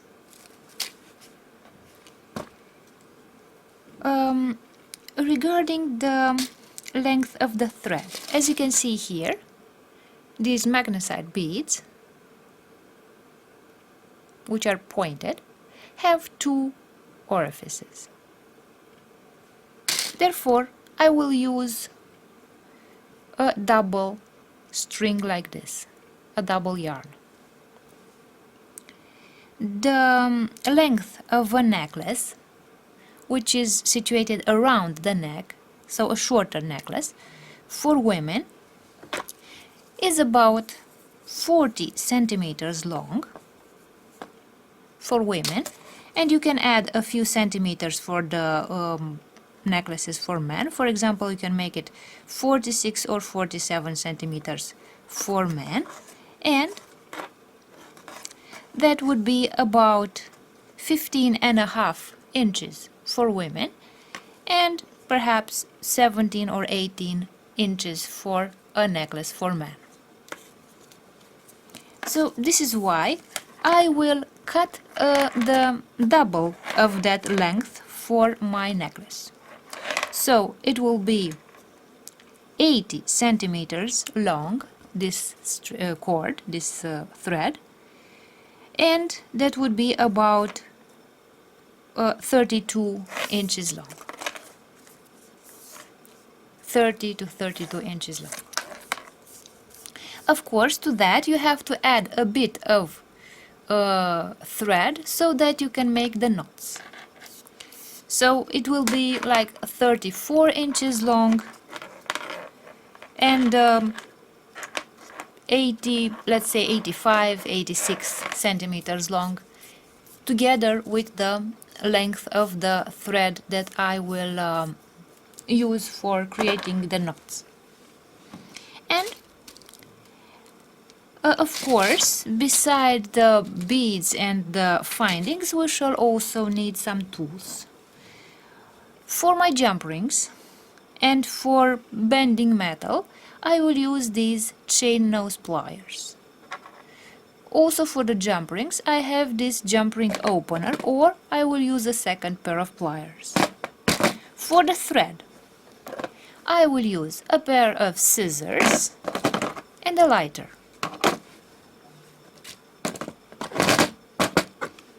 And for the crimps, I can use either the chain nose pliers or the crimping pliers. The last item, the last tool that we need in order to make the necklace will be a needle, the big eye beading needle, which I will use in order to put the beads on the thread. So let's begin creating this necklace.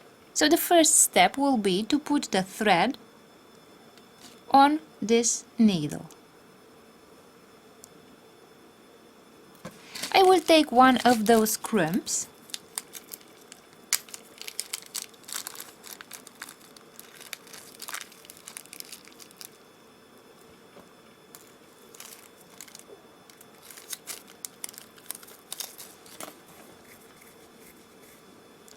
So this is the crimp that I will use, and I will put it on our needle this way.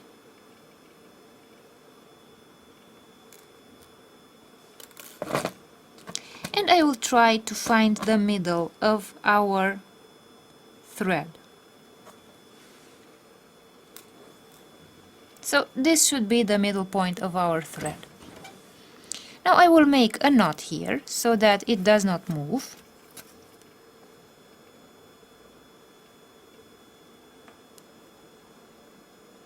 and we have established which the precise middle point is for our bracelet, for our necklace, sorry.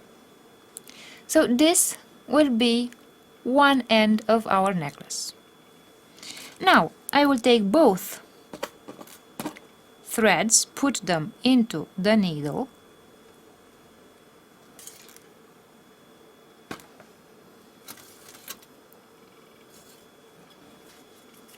and I will take one of those bead caps and also put it on our needle, like this. And as you can see now,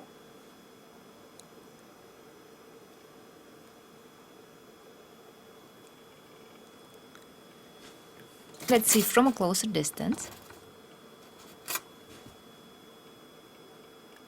As you can see now, the crimp is inside the bead cap, and it will not come out through the orifice of the bead cap. Now we can close the bead cap using the pliers, and the crimp that is inside will no longer be visible, like this. So I've closed this bead end, and now we can add our clasp.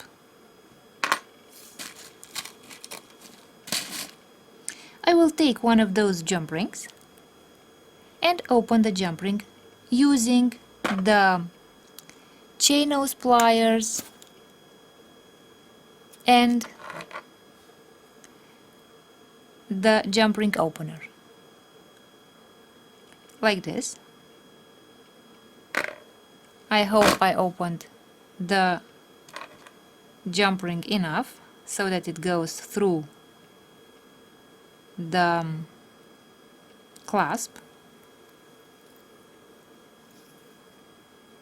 like this. So I put the jump ring on the clasp, and I will also put the jump ring through our bead end, like this. And now let's close the jump ring.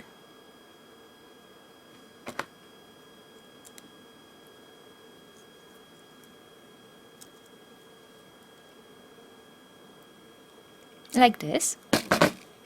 And I have added the clasp to the end of our necklace.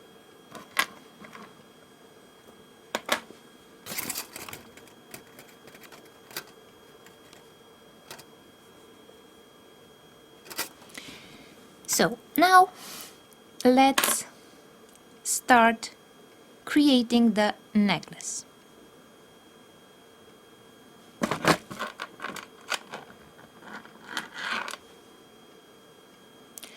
Whenever we make a necklace and we have different types of beads, we have to think about the fact that we have to calculate the number of beads that we have so that we have a symmetry of the necklace that we create. So I will begin by putting 24 beads of 24 black beads, after which I will start adding the white beads, the stone beads. So let's start putting the black beads.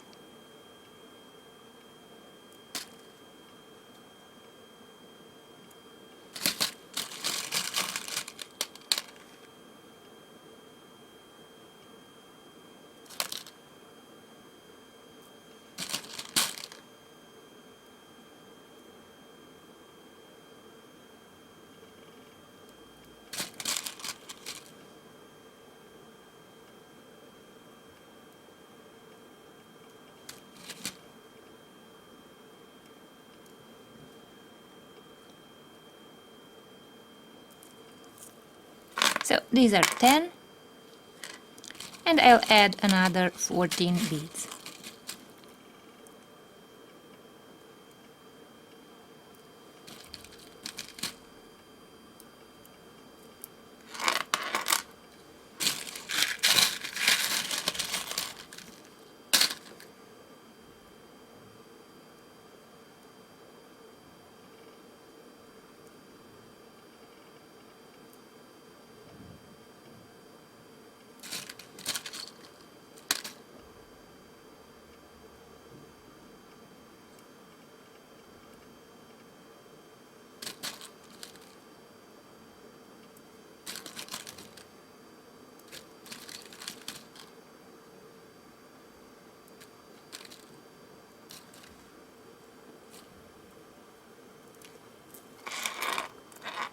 So here we have 24 beads. Now let's make a small measurement so that we can understand exactly what dimensions the necklace will have. So as you can see here, this bead is about 5 millimeters.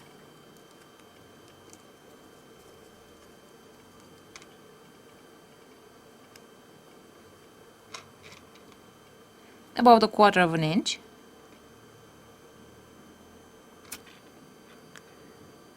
One bead, whereas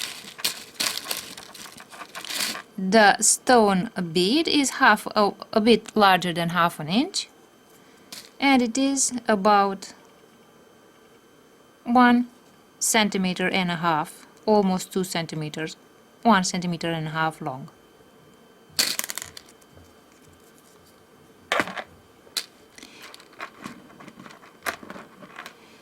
Now we shall add the first white stone bead. I shall remove one of the threads, and I will keep only one of those two threads.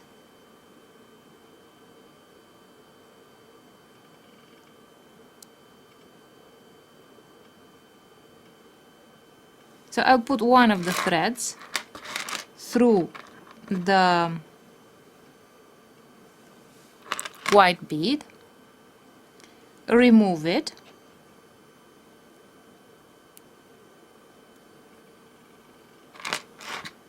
and then I take the second thread and put it through the bead, through the other orifice of the bead, like this. And we have added the first stone bead, like this.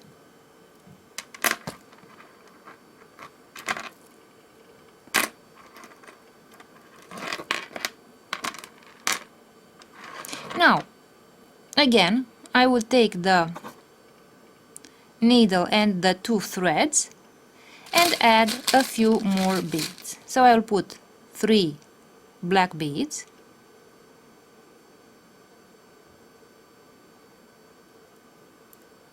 like this. I'll remove the needle, and again I will work with the 2 separate threads. I will take one of those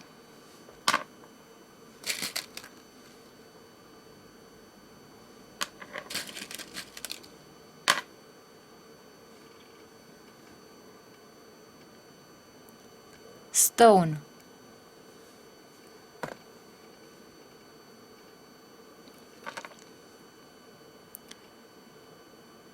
beads and put the 2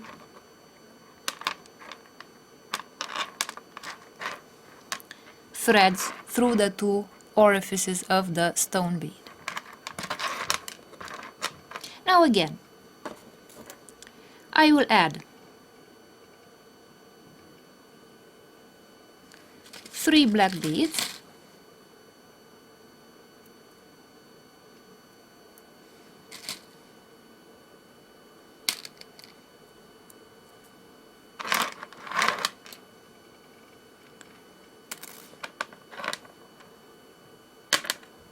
and I will put the central bead.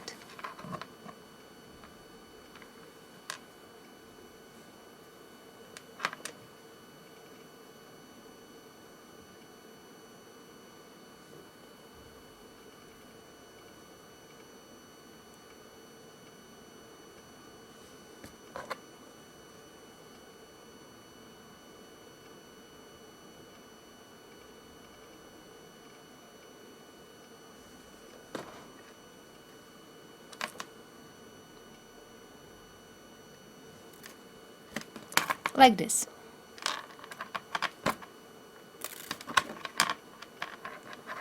So this will be our central bead, and again 3 black beads.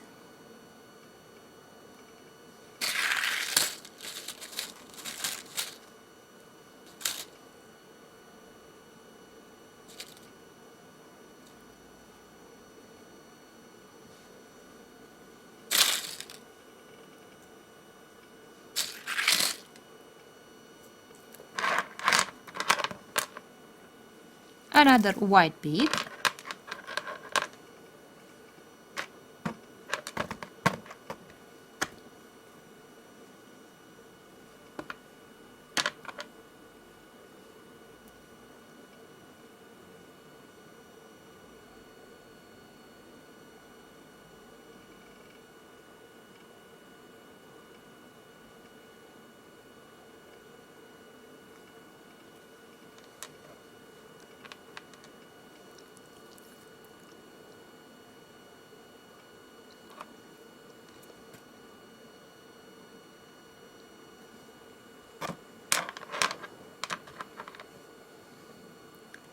Again, I'll add 3 black beads.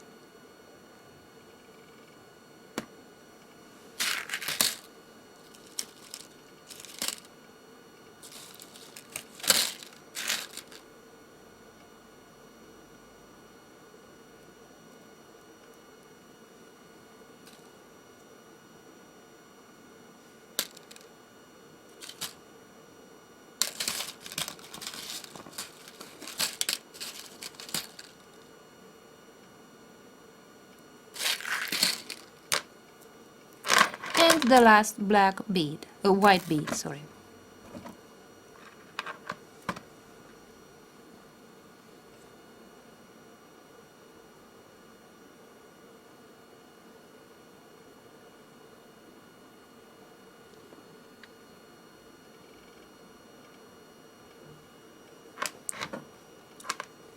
One and the second thread.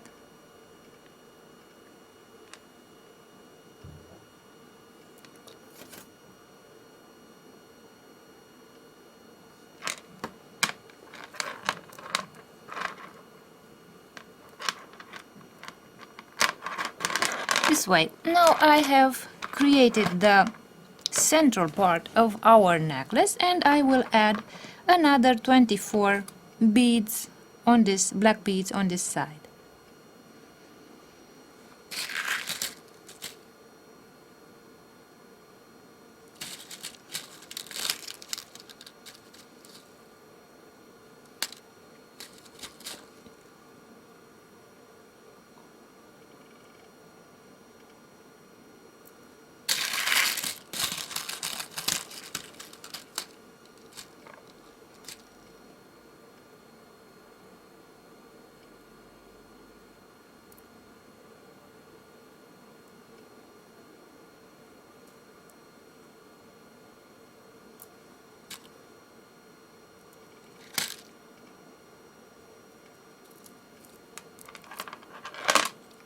Then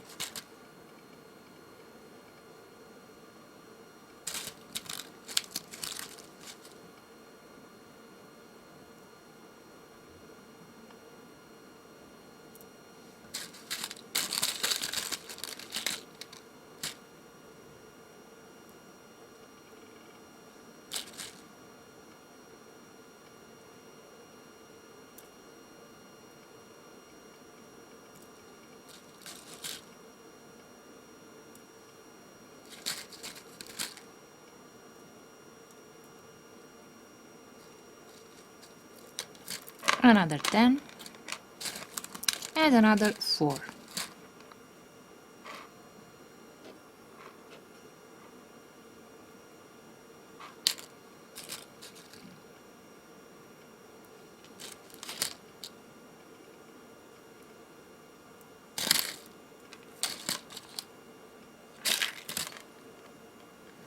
And I can remove the needle.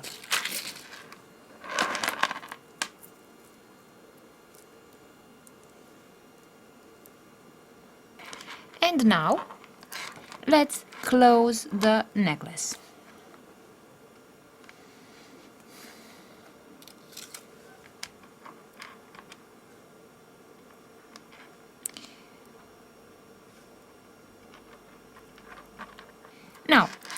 we have to put the bead end on our thread.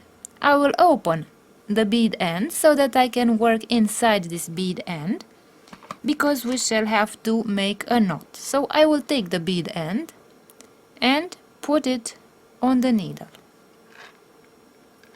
like this.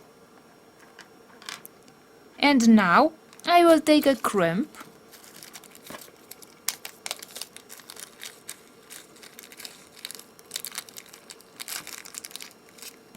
and also put it on this needle.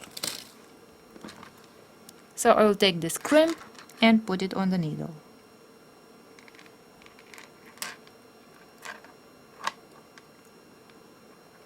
This way. So as you can see, I have the bead end and the crimp here on this needle. And now that we have the bead cap, the bead end on our threads, I will take a crimp and I will put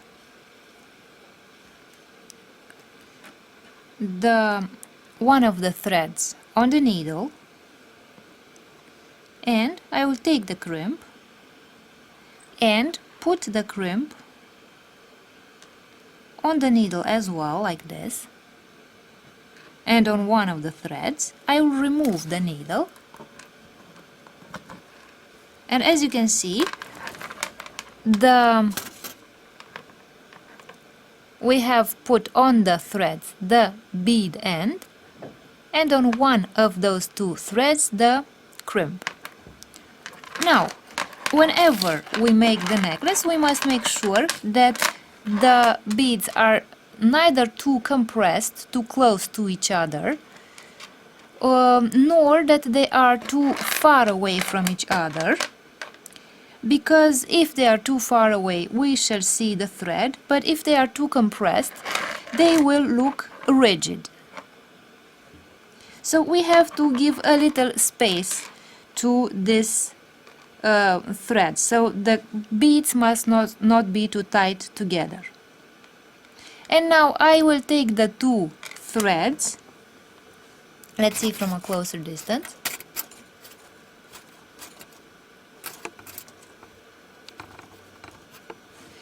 and I will make a knot with those two threads.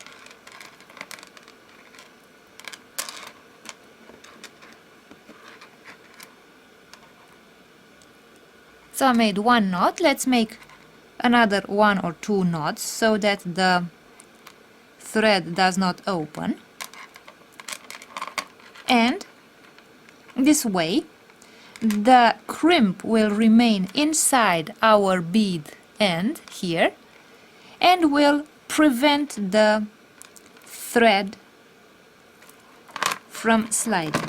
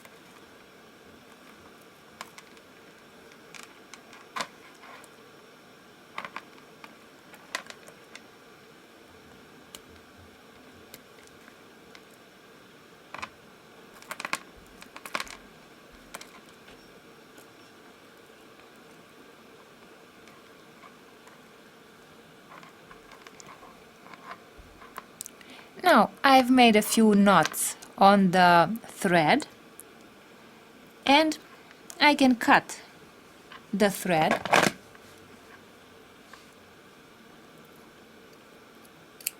like this. I will take the lighter and burn the end of the thread. This way the end of the thread will stick to the knot and will prevent the knot from opening, and now I can close the bead end. I will take the pliers and close the bead end.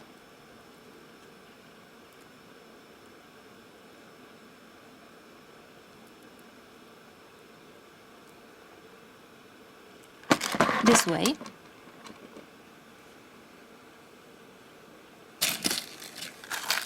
And I will take the jump ring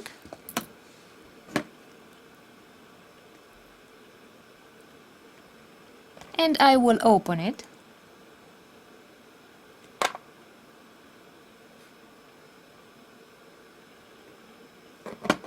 And attach it to this bead end. So I'll put it through the orifice of this bead end like this and close it.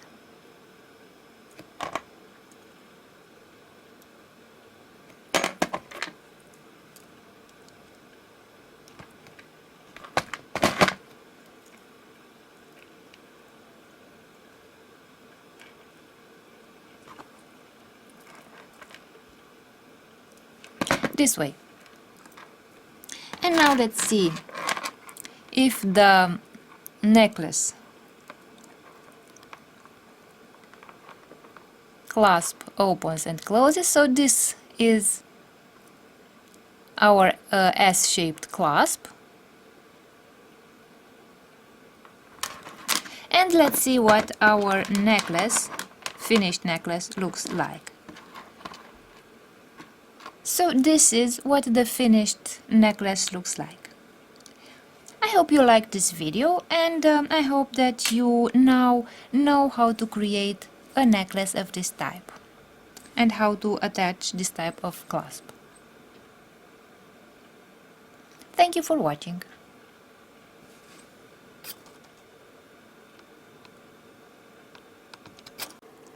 Hi, welcome to this video. In this video I will show you how to create a surf necklace using turquoise, coral beads and beads in the color of bone.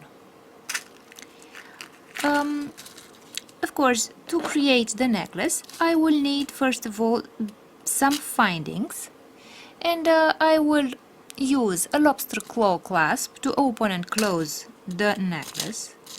I will also need some jump rings and some bead ends.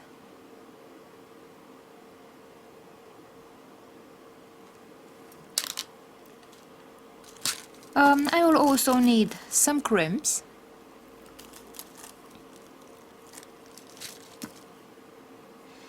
and in order to assemble them I will also need tools. I will need thread.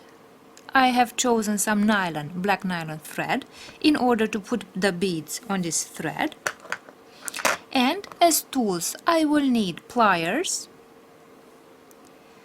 a big eye beading needle, this needle. For the thread I will use a pair of scissors and a lighter. To measure the thread I will use measuring tape, and to open and to close the jump rings I will need a pair of pliers and a jump ring.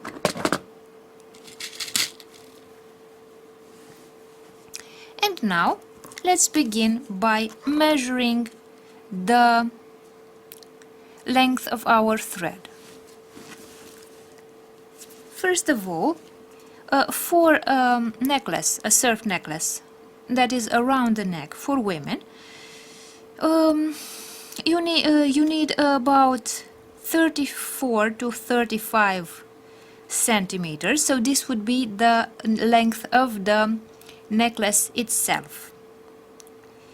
that would be about 14 inches, 13.5 to 14 inches for women. For men, you can add 1 or 1.5 inches for the necklaces for men, so they could vary between 14.5 to 16 inches. That would be about 37 to 41 centimeters if you want to make a necklace for men. And to this length, you should also add a few inches to the thread so that you can put the thread on the needle and that you can make the knots. So you should add some extra thread so that you could create the ends of your necklace. I recommend that you measure exactly the circumference of the neck if you know the person for whom you want to make the necklace, or if you want to make the necklace for yourself. And now, after I have explained to you what findings, what tools we need, what beads we need for this necklace, let's start making the surf necklace. I will put the thread on the needle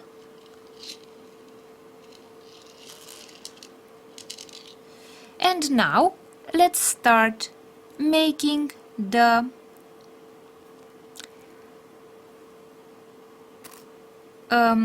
preparing the thread. I will make a knot at the end of my thread here.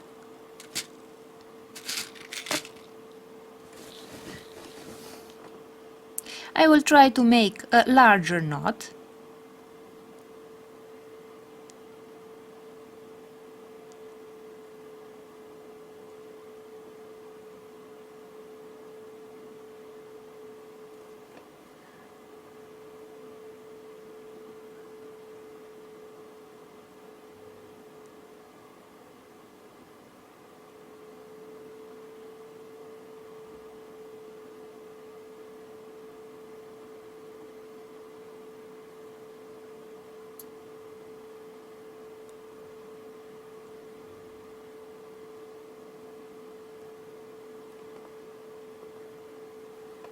Let's make one more knot so that the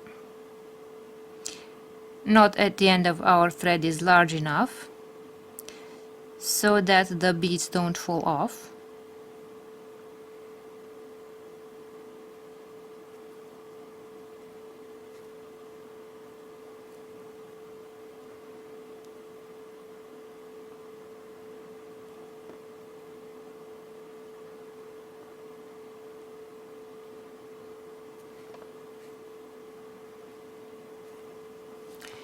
Like this. And now I will take the lighter, burn the end of the thread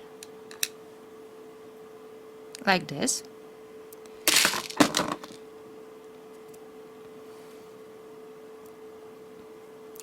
and I will take one of the crimps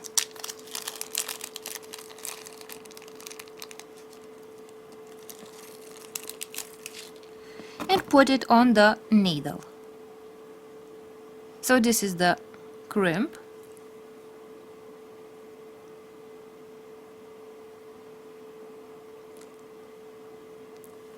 And I'll put the crimp on the needle like this.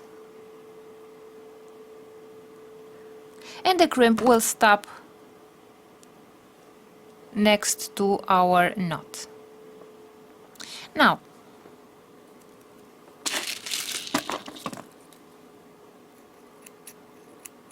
I'll cut the threads here. Now, what we shall do next is that I will take the pliers and I will press on our crimp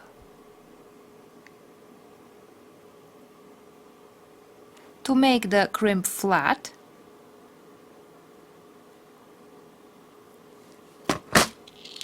Like this, so the crimp will not slip over our knot.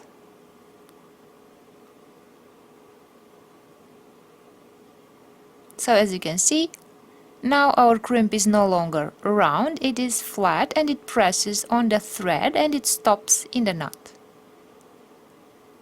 Like this. And now let's take one of those, the bead ends, and I will put the bead end on my needle.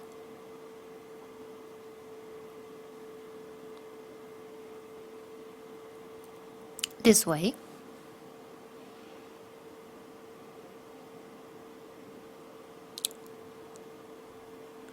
And it will stop in our crimp here.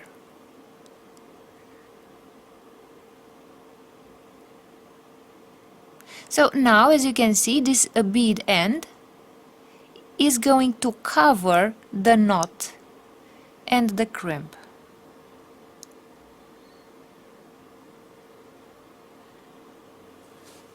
Let's take the pliers again and I will press on the pliers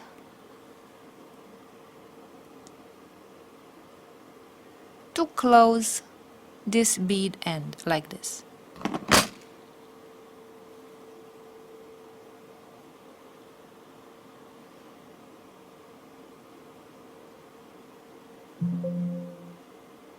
And as you can see, our bead end covers the knot and covers the crimp so that they are no longer visible.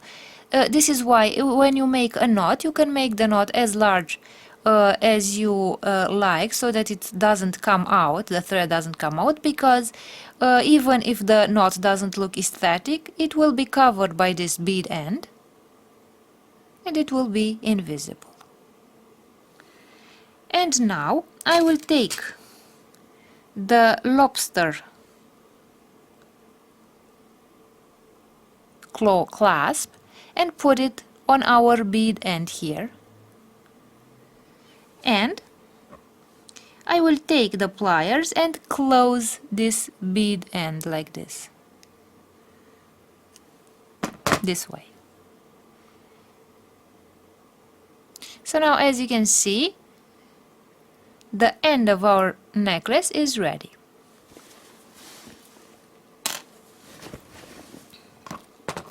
And now we can start putting the beads. So I will take the first bead and put it on the needle like this. And now I will take some white beads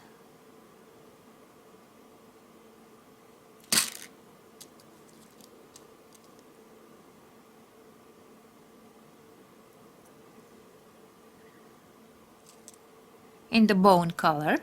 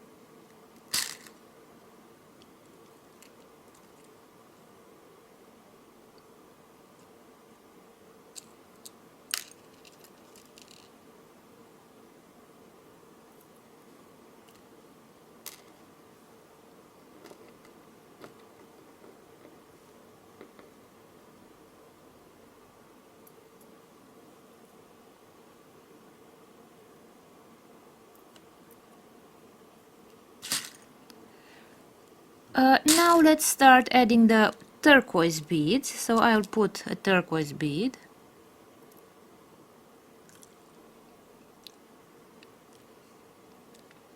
another turquoise bead,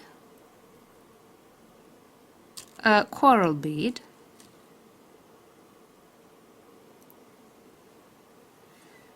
and then another two turquoise beads,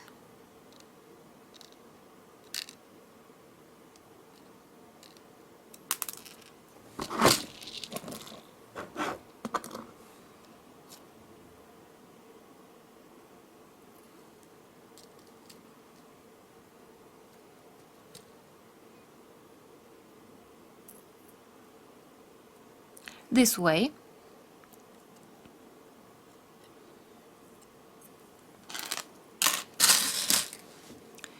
Like this. And now let's continue adding white beads in the color of bone. So what's important is to always count the number of beads, so that the beads that we add should be in the same length and they should look symmetrical. So I will add another 10 white beads in the color of bone, and then I will add again turquoise and coral beads using the same pattern. And I will continue until I reach the end of my necklace. So let's continue adding the white bone color beads and then the turquoise and coral.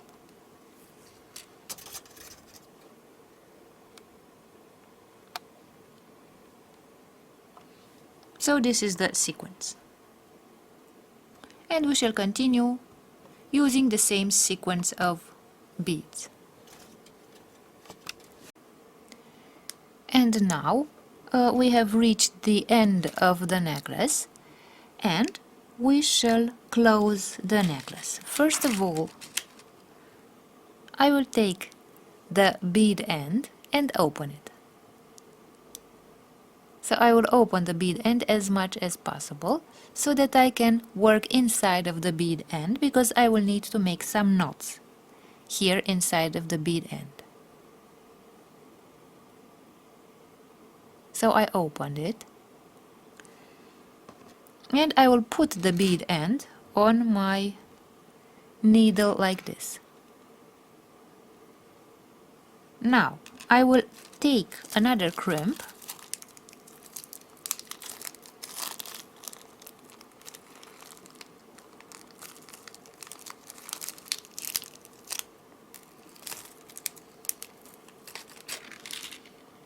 So I will take this crimp and put it also on the needle, like this. So as you can see, I have the bead end and the crimp here. Now when I let's remove the needle. When I close the necklace, I must make sure that the beads are not too compressed like this, so that they are not pressing too much on each other. They are not too close to each other like this, because they will look rigid. So if the beads are too compressed, they will look rigid like this and not uniform. They shouldn't be too loose either, because you can see the thread if the beads are too loose. So usually I will leave about 1 millimeter here, and then I will take the pliers, let's see from a closer distance,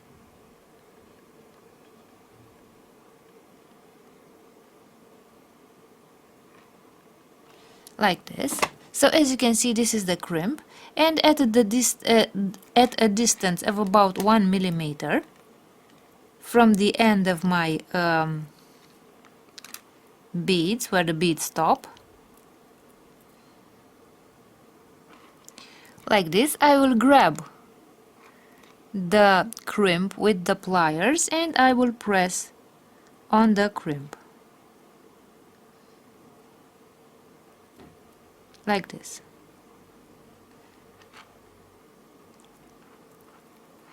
And our crimp will press on the thread.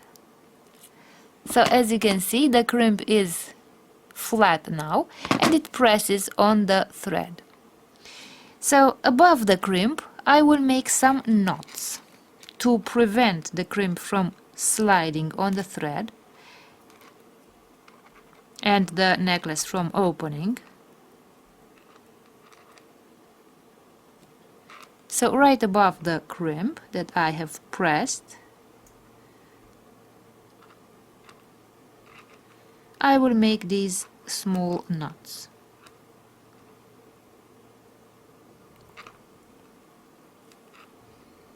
And my knots will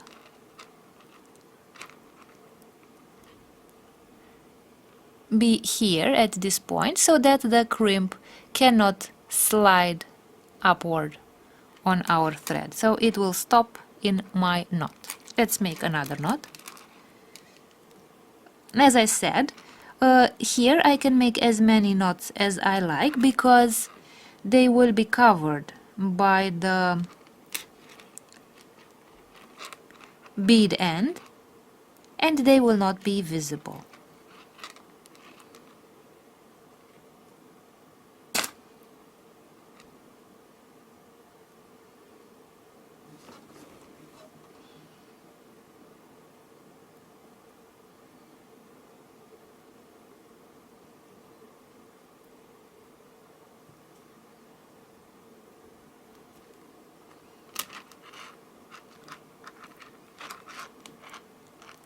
Like this.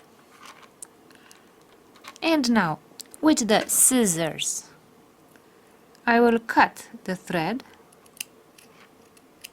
like this. So I cut the thread. I will take the lighter and burn the end of the thread like this. And now I can take the pliers and close the bead end.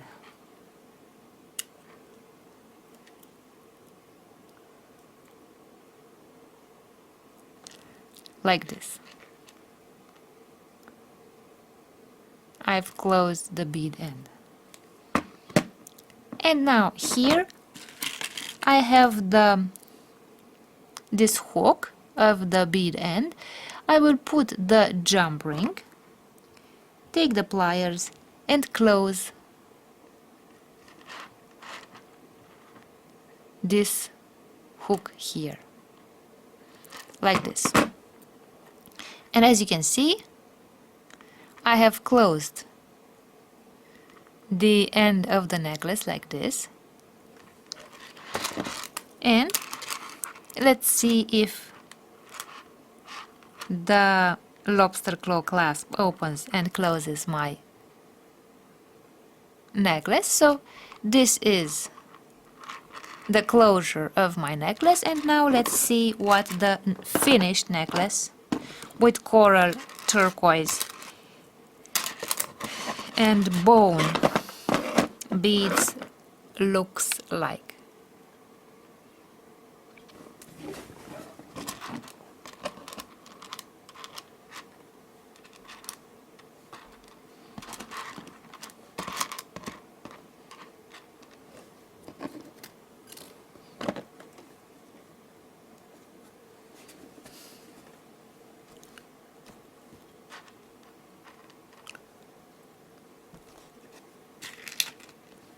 So this is the finished necklace, surf necklace, and as you can see, we only need a few findings, some thread and the beads in order to make this simple necklace.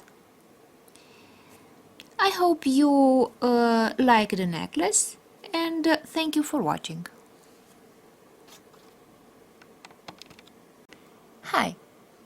In this video I will show you how to create a necklace using beads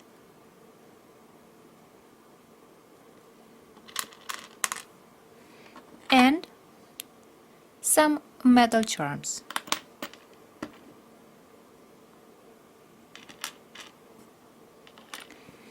Now, in order to create the necklace, we shall need some findings and some tools. As findings, I will use these crimps. I will use this S-shaped clasp, some jump rings, and some bead ends.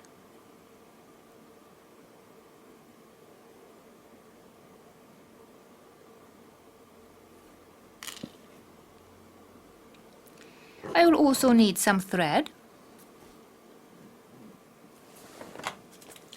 and to assemble the beads and the findings, I will use tools. First of all, I will need a pair of chain nose pliers. I will need a big eye beading needle, a jump ring opener.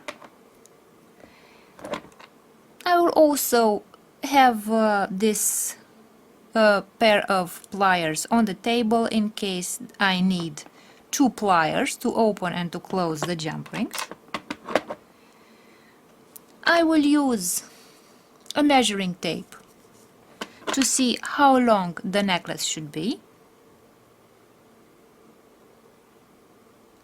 and for the thread, for the nylon thread, I will need a pair of scissors to cut the thread and a lighter to burn the end of the thread.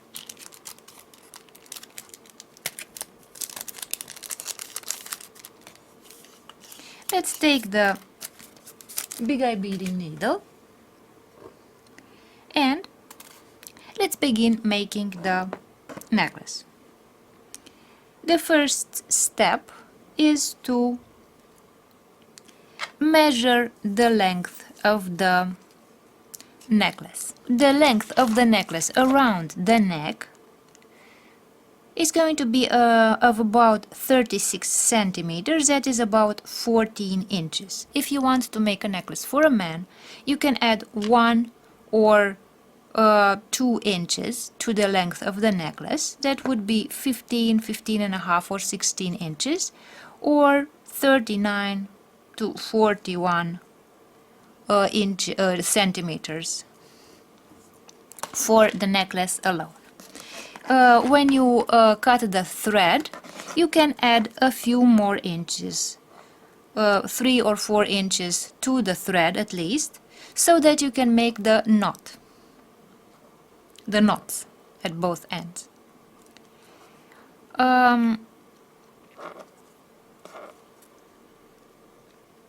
That would be a maximum of 50 centimeters. Because you will have to put the thread on the needle, and if you do not have an extra 1, 2 or 3 inches of thread, you will not be able to use the needle because the thread will be too short. And now let's begin by creating a knot at the end of the thread.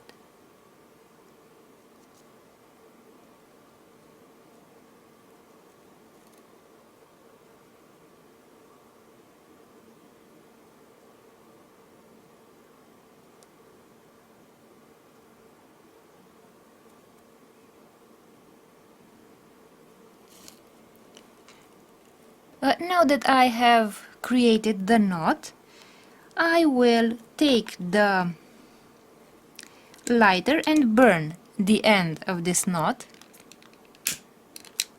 like this. I will put the thread on the needle like this. You have to take into consideration that sometimes this point here of the thread may be cut by the needle because the inside of the needle is sometimes a little sharp. So you have to be attentive that this bit of thread should be cut away. So you should put enough thread so that you can cut this last bit of thread, because it is a possibility that the needle may cut the thread. And now I shall take one of those crimps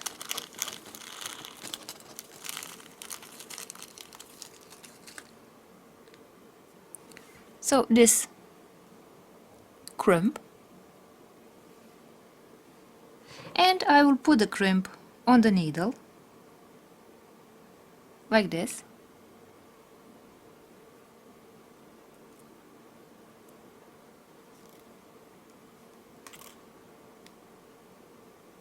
This way, and as you can see, the crimp has stopped in the knot. Now I will take the pliers and press on the crimp this way to make the crimp flat so that it no longer moves on our thread. Now I will take the bead cap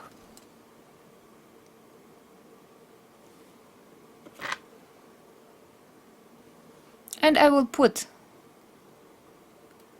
the bead cap on my needle this way. And now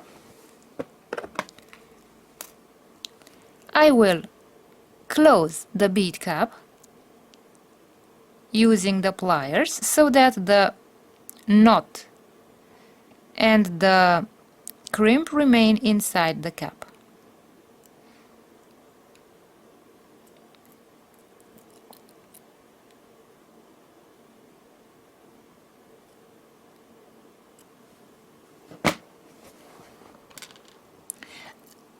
Now I will take one of those jump rings, open the jump ring,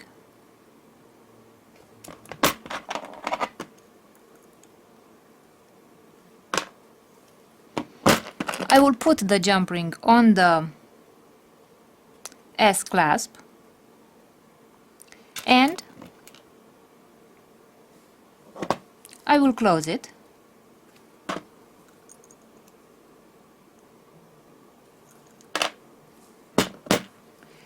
And now I will put the jump ring and the S S clasp on the bead cap, and I will take the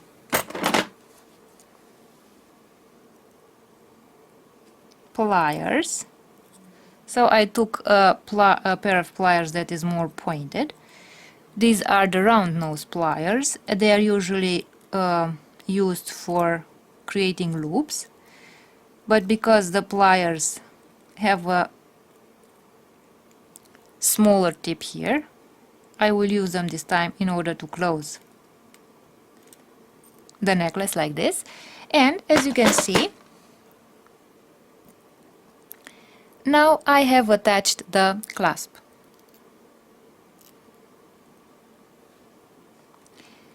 Now the end of my necklace is ready and we can begin adding the beads.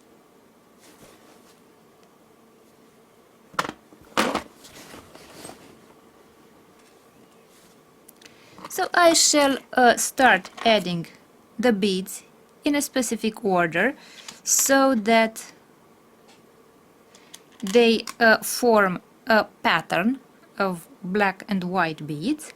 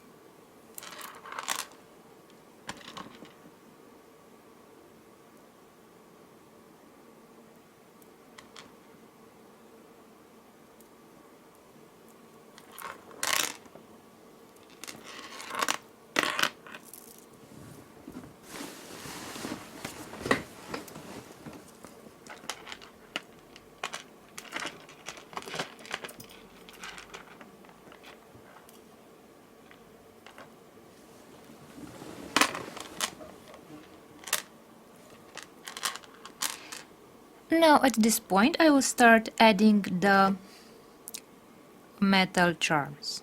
I will add the first metal charm, the smaller one.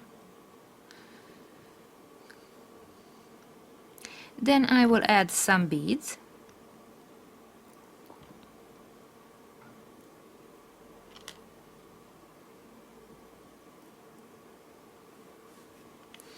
I will add the second metal charm.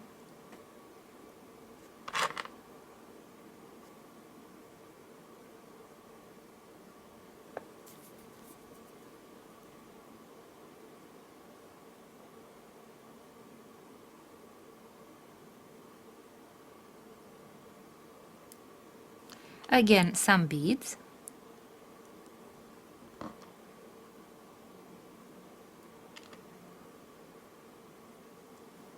And now I will add this metal charm which will mark the middle of my necklace, the center of my necklace, this way.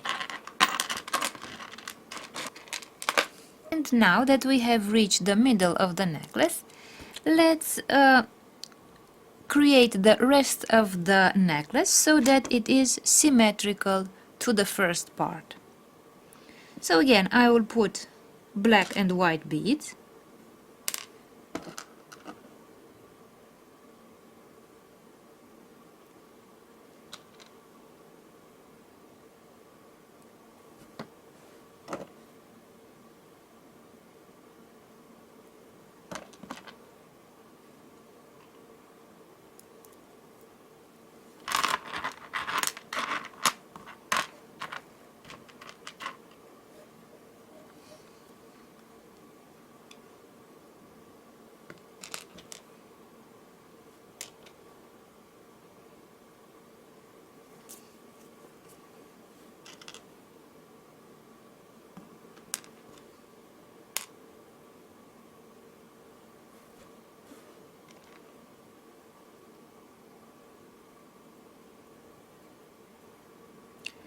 Then the second, the small metal charm. And from this point on I will only add beads, no more metal charms.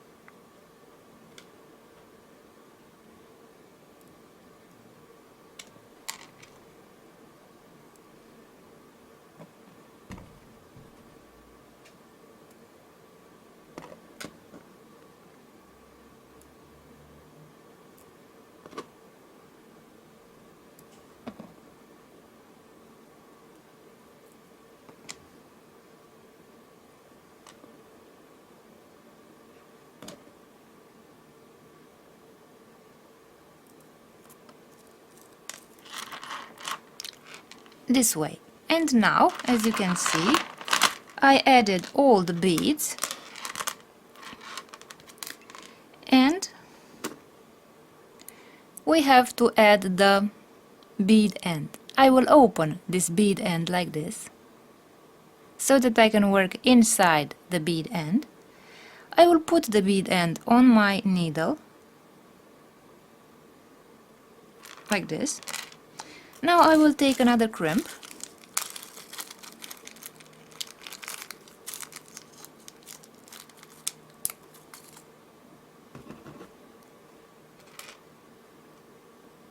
so I will take this crimp and put the crimp on the needle,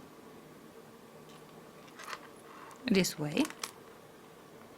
I will remove the needle from the thread. I will take the pliers and press on the crimp.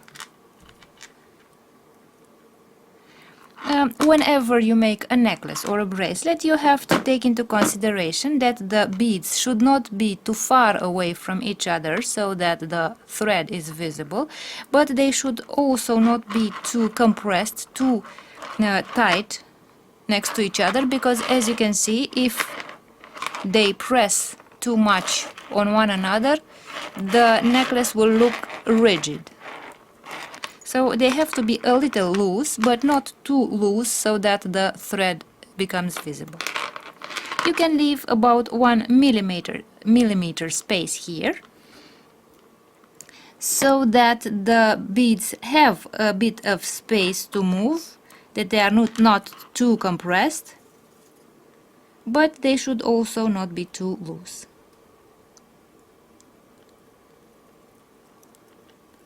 Like this. So I have pressed on the crimp here, and the crimp will block the thread from moving up and down.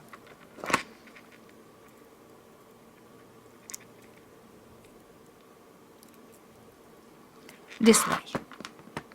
And now I will start making some knots above the crimp to make sure that the crimp does not slip from the thread.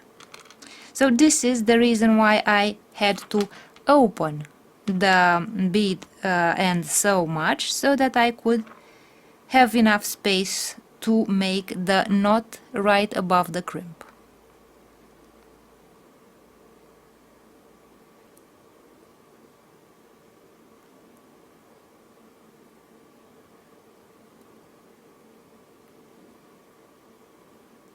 So I'll make a few knots,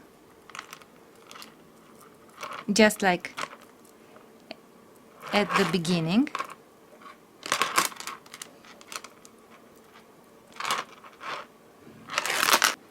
Now, as you can see, on the thread inside of the bead cap we have the flattened crimp, and right above the crimp I made a few knots. So this way the thread will not slip out of the bead end, and the the beads of the necklace will not fall off. Now let's cut the thread above the knot.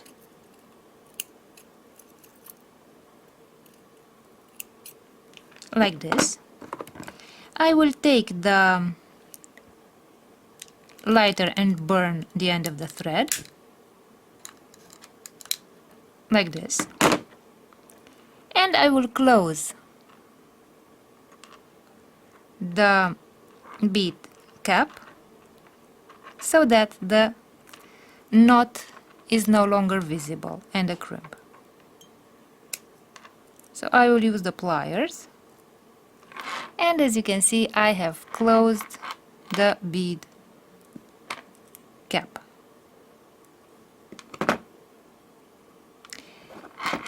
And now I will take the last finding, the jump ring, put it on the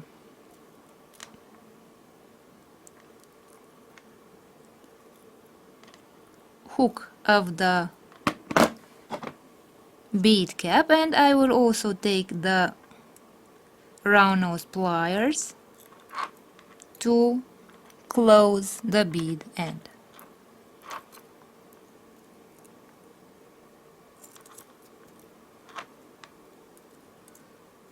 Because the round nose pliers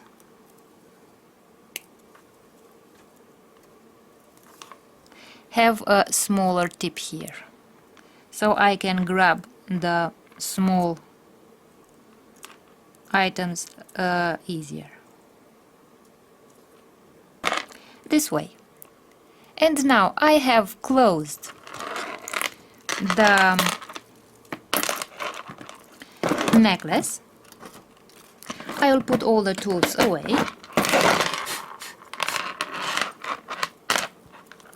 Let's see what the closure of the necklace looks like.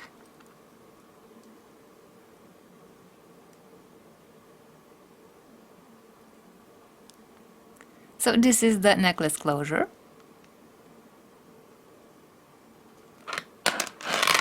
And let's see what the finished necklace looks like.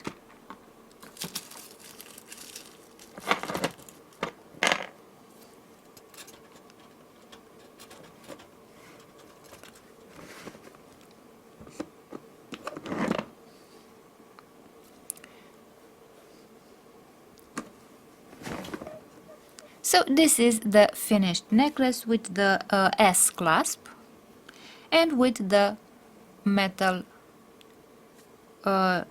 charm ornaments. So I hope you liked this video and thank you for watching. Hi, in this video I will show you how to create a necklace using a bone pendant and beads. I will use black and white beads. For example, this is lava stone.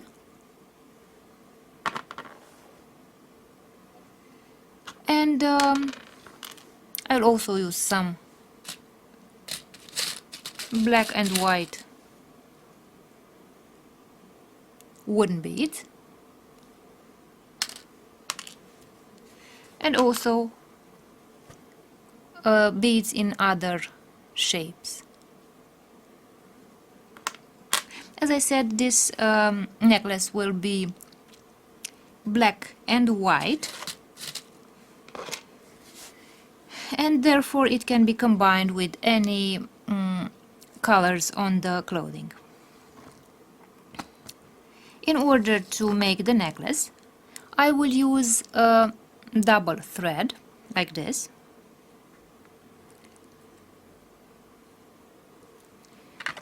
And the length of the necklace itself will be about 36.5 centimeters to 37 centimeters. That would be about 14.5 inches.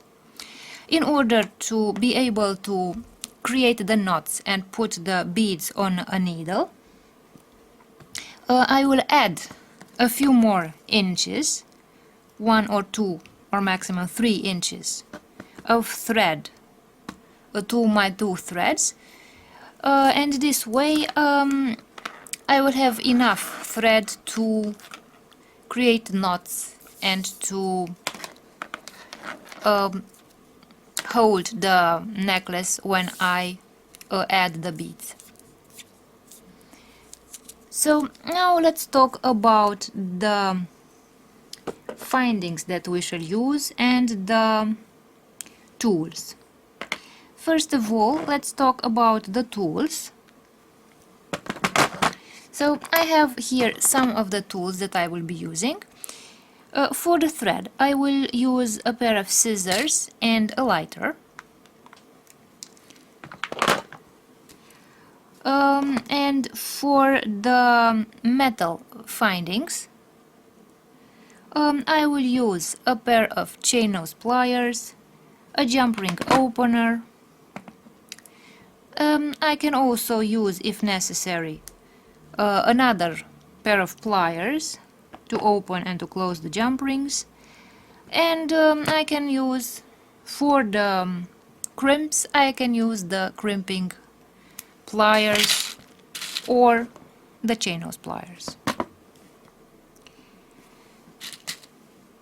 In order to combine all those beads and attach the pendant, I will need some findings too. And let's talk about the findings now. Let's begin with the closure of the necklace. To close the necklace and to open and close the necklace, I will use this S clasp and some jump rings. For the end of the necklace, I will use these bead ends.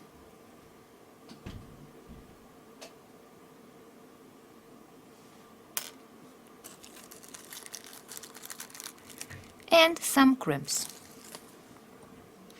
And now, let's begin making the necklace. Unlike in the case of other necklaces, with this necklace I will use two threads because I have these pointed beads, these canine shaped beads, which have two orifices, so I will use two threads for my entire necklace. I will take the two threads and I will put them through my pendant, my bone pendant. I will use the big eye beading needle. So this is the needle that we need. I will put the two threads through the needle, so I just open the needle like this, put the two threads through the needle, and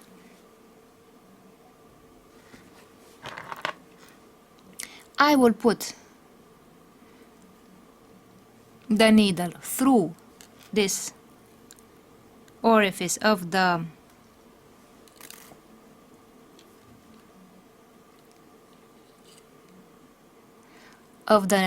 pendant, and now I will find the middle of my pendant.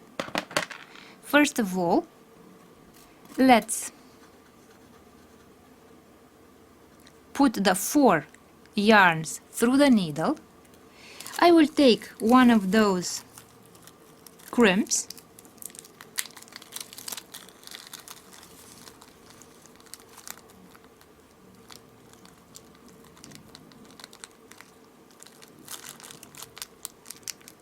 So let's take one of the crimps and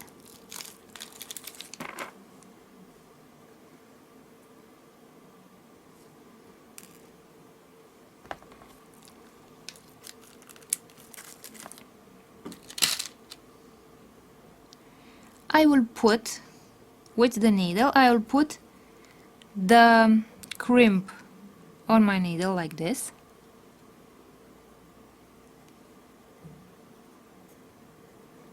This way. And I have brought the crimp over here. And now I will find the middle of my two threads. This way.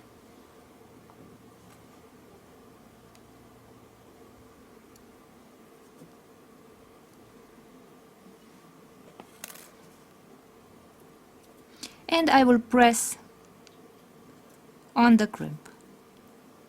Now I will take the yarns and make an overhand knot above the crimp.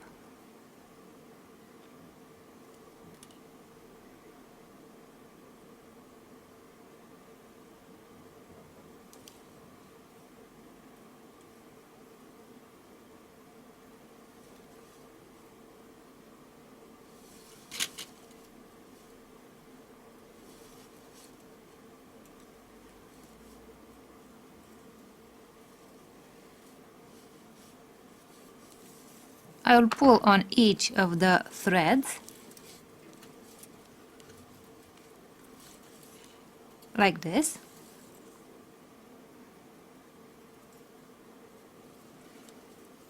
And now that I have made a knot above the crimp, I will take the threads, put them on the needle, and I will take one of those beads, put it also on the needle, and I'll put it on the threads, and I bring it down here, and this way the bead covers the crimp and the knot.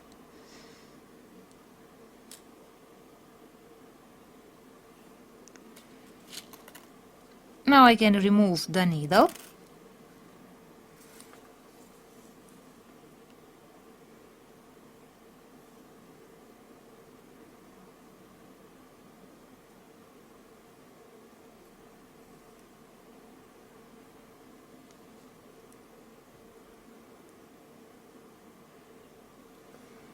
And now I will separate the thread in two threads, and I will start adding the beads on each of the two threads.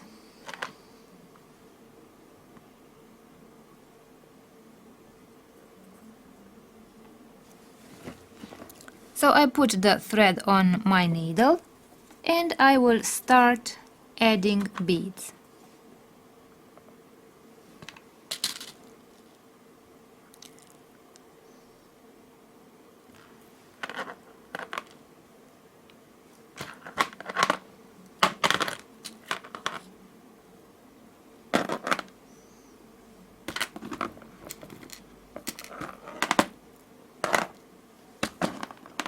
So I added the first two beads. Now I will put one of those white beads,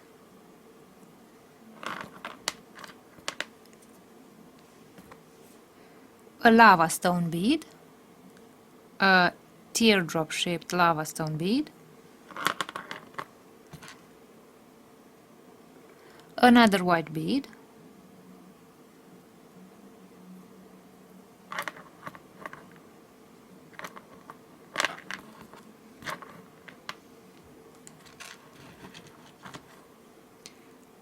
two black beads,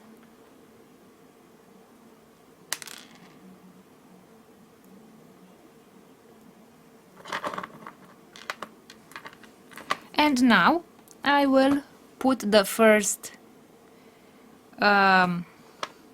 tooth-shaped bead with two orifices. I will put one thread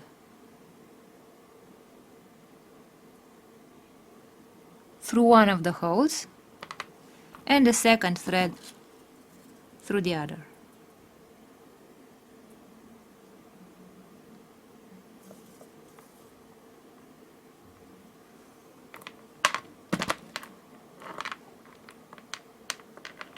Like this.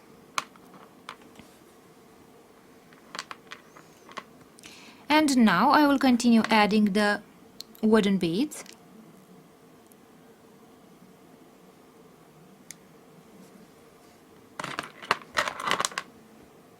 Again, I put the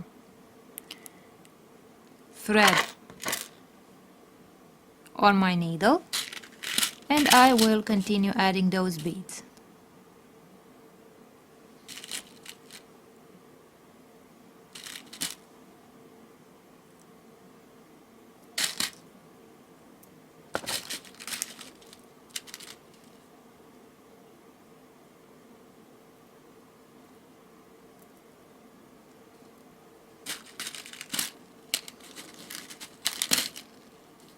I'll put some white beads too, a white, a black and a white bead.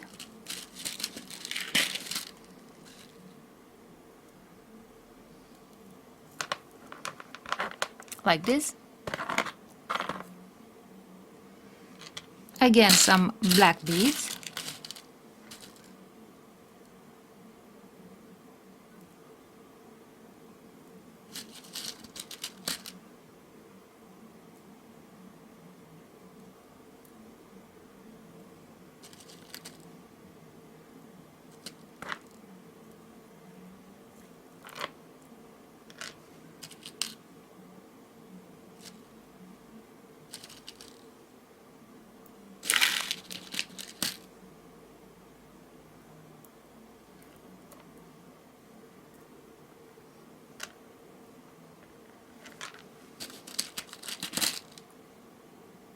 some more black and white beads.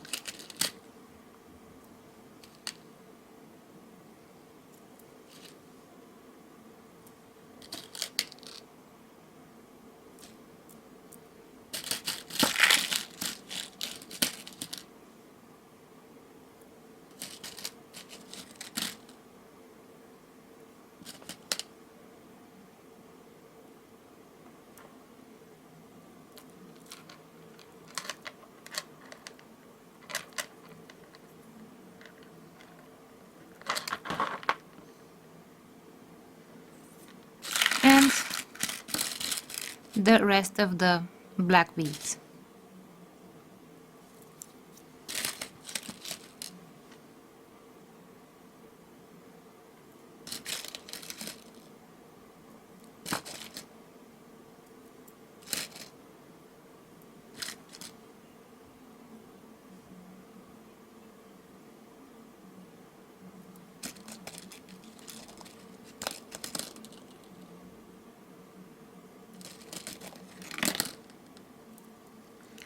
Like this. So now we have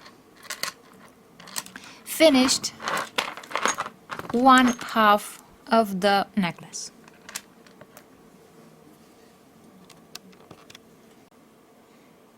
The next step will be to add the bead end.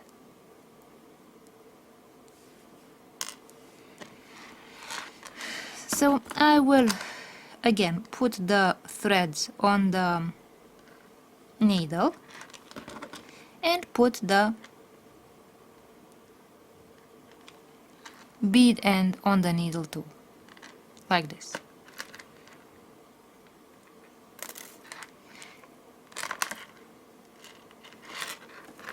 In order to block the thread and to stop the beads from sliding out from the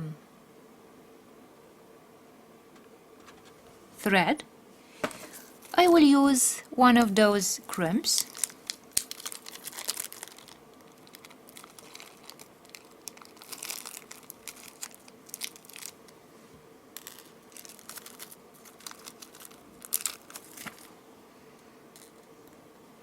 and I will put the crimp but on a single thread, not on both threads. So I will put the thread through the needle and I will put the crimp on only one of the two threads, like this. So as you can see here, I have the bead end and the crimp is here. Now I will make sure that the beads are not too close to each other but also not too far to each other, because if they are too far from each other the thread will be visible. If they are too compressed like this, they will look rigid. So we want them to be neither too close nor too far from each other. So we can just lift the beads, hang the beads like this, so that they order themselves one over the other.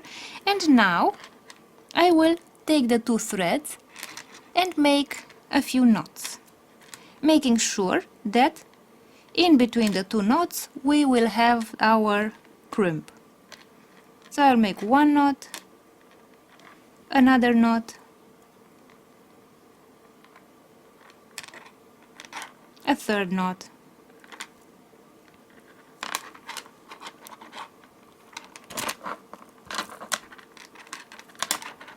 perhaps a fourth knot,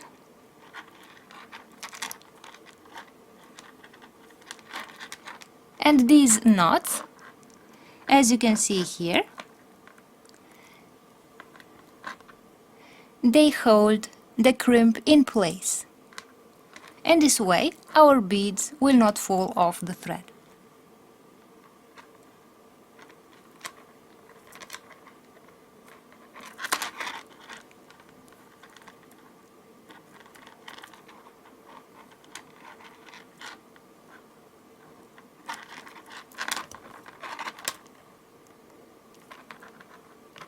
Now I will take the scissors, cut the thread,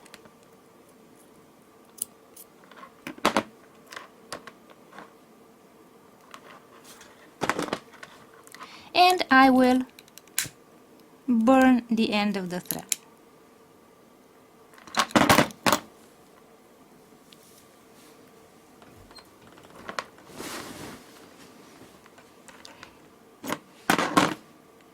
Like this. So as you can see, I burned the end of the thread that I cut.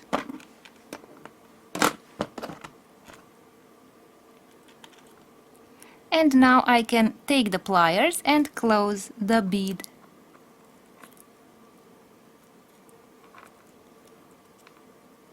The bead end. Like this.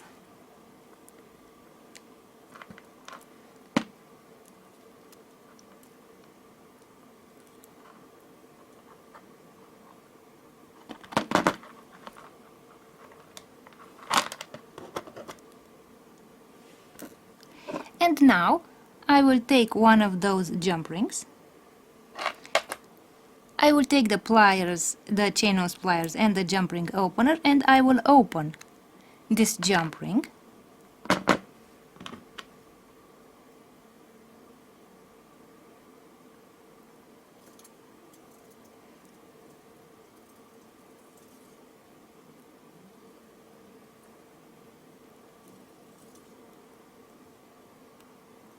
I will put the jump ring on the S clasp,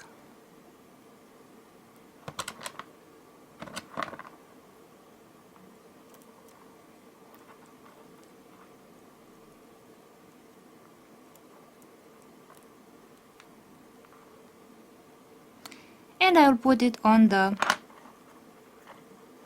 bead end. And now I will close the jump ring like this, and I have attached the S clasp.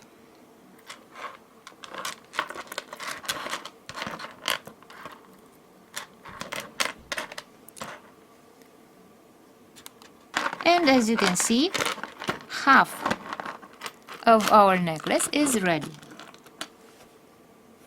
All we have to do is create the second half of the necklace, which must look symmetrical to the first. So I will take the other two threads, put the threads on the needle,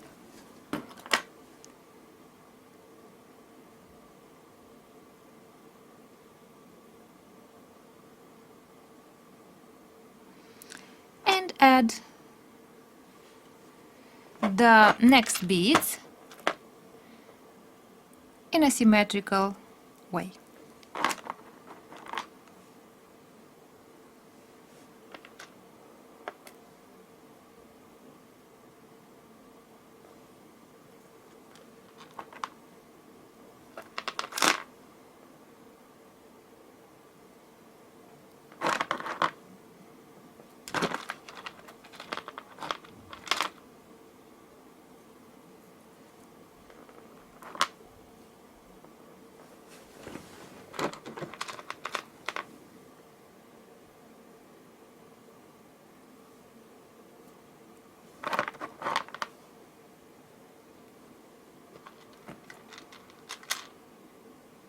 Now I have reached the pointed bead, and again I will separate the two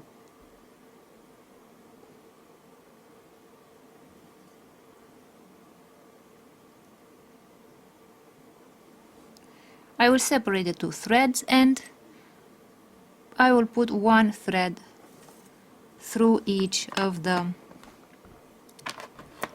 holes of the bead.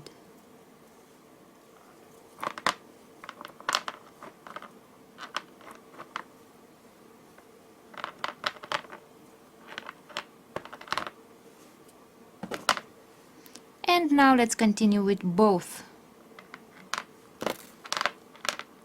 threads being put on the needle, because all the other beads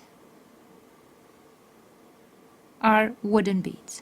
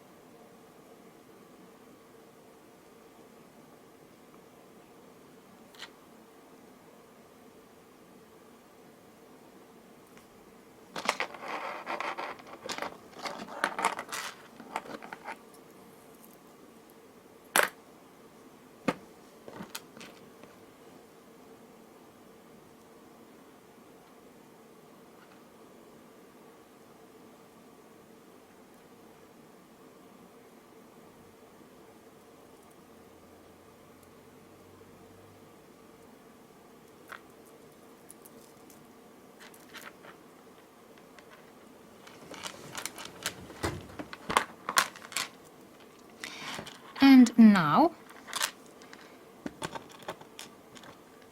the beads have been added to the thread. Now I will put the bead end. Now I will put the bead on the thread.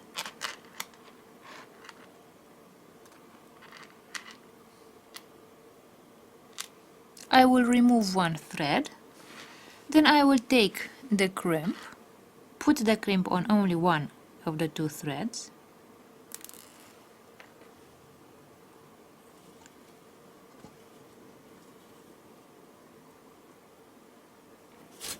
This way. Now I can remove the needle.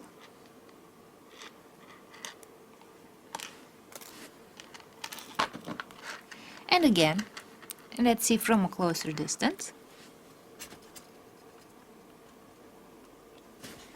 Again, we have the crimp on one of the threads, the bead end here, and the two threads. Now I will use the two threads to make a knot. Before that, I will lift the thread so that the beads arrange themselves alone on the thread, so that they are not too tight to each other, too compressed, nor too loose, so that they are not too rigid, nor that we can see the thread. And now I will make a few knots here, and those knots will be masked by our bead end.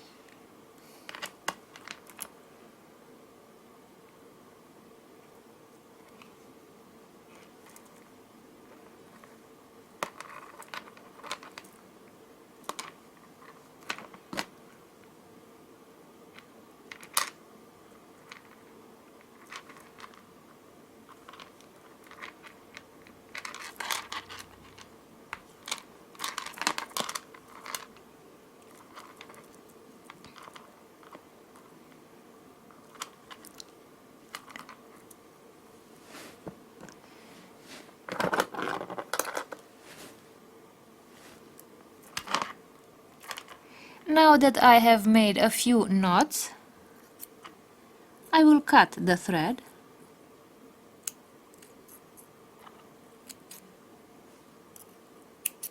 like this.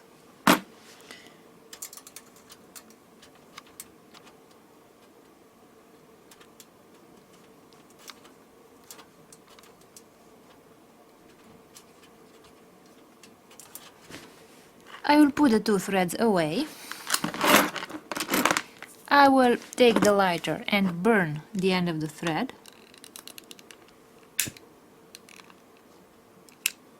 Like this.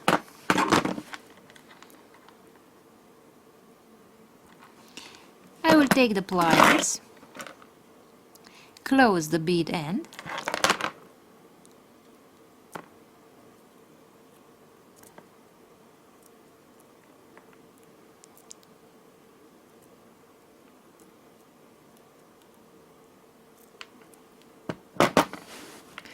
this way, and I will put the second jump ring on the bead end.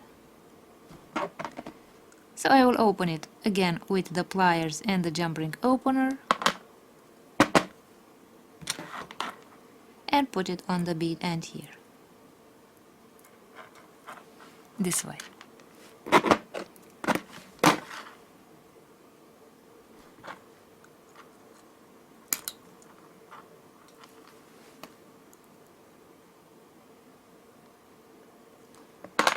Like this. And now I will close the necklace, and let's see what the finished necklace looks like.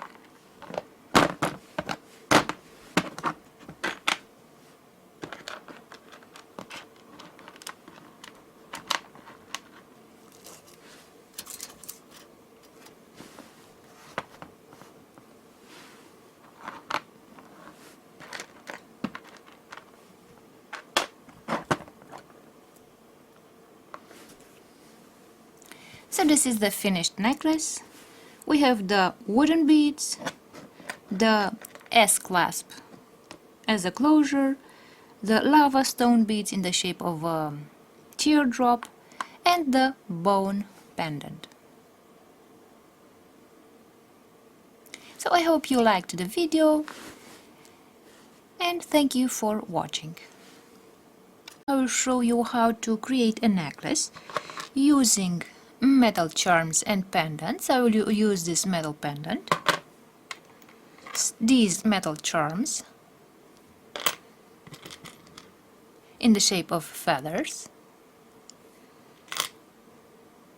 and black and white beads. So these are 6mm beads. They are wooden beads. So this is the natural color of wood, and these are painted in black. To make the necklace, I will also need some thread, and I have chosen this black nylon thread. As a closure, I have chosen this ornamental closure, and in order to assemble these parts, I will need some findings. For the end of the necklace, I will use these bead ends, bead tips.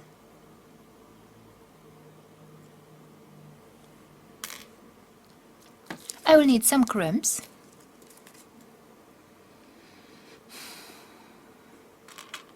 and some jump rings.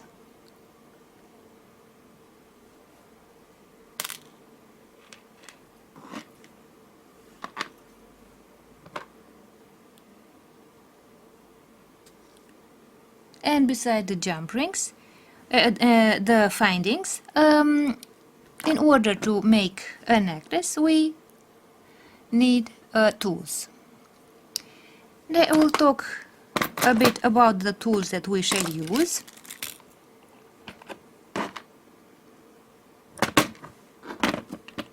So, as you can see here, we have different types of pliers.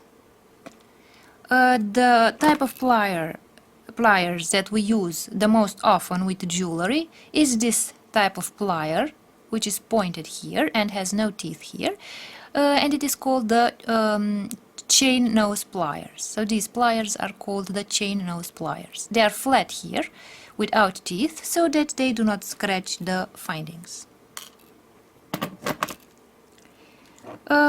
Here I have another type of pliers that I might use in case I want to open and close, for example, the jump rings. Also for the jump rings, I need this jump ring opener.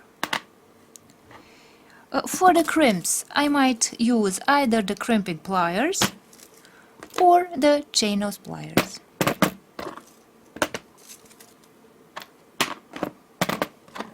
To measure the length of the necklace, I will use the measuring tape. As you can see, it is in centimeters and in inches. And for the thread, I will need the scissors and the lighter. And in order to put the beads on the thread, I will use the big eye beading needle. So let's remove the needle from the package. And now, let's talk about the length of the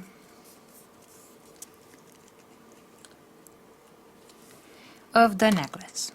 For a normal necklace around the neck for a woman, I usually choose a necklace of about 36 centimeters. That would be about 14 inches. If you want to make a necklace around the neck, but for men, you can add 1.5 or 2 inches. That would be between 40 and 42 centimeters long for men. So for women, it's 36 centimeters, that is 14 inches, and for men, you can make it 40 to 42 centimeters, that would be 16 or 17 inches.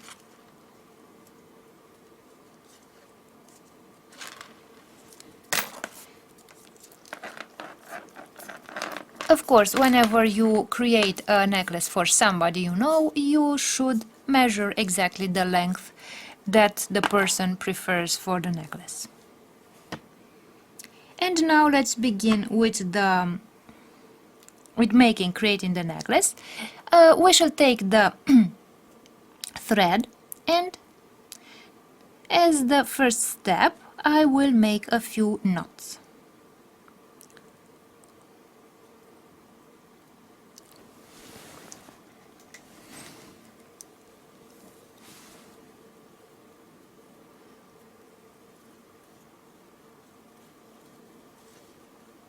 So I will make these knots at the end of my thread, so that the beads do not fall off the thread.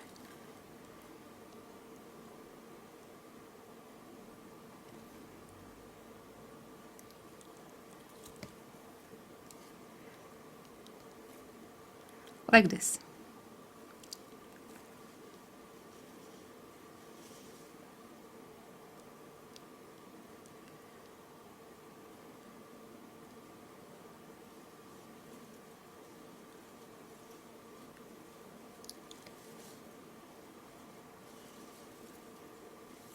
This way. Now, as you can see, I have, let's see from a closer distance,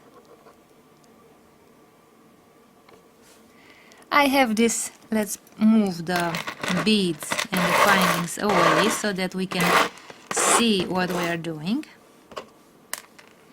Like this. We have the end of the thread here, so I can cut a little bit of this end of the thread here, and with the lighter I will burn the end of the thread, and by burning the nylon thread it will melt and stick to the knot so that the knot will be more resistant. And now let's put the thread on the needle.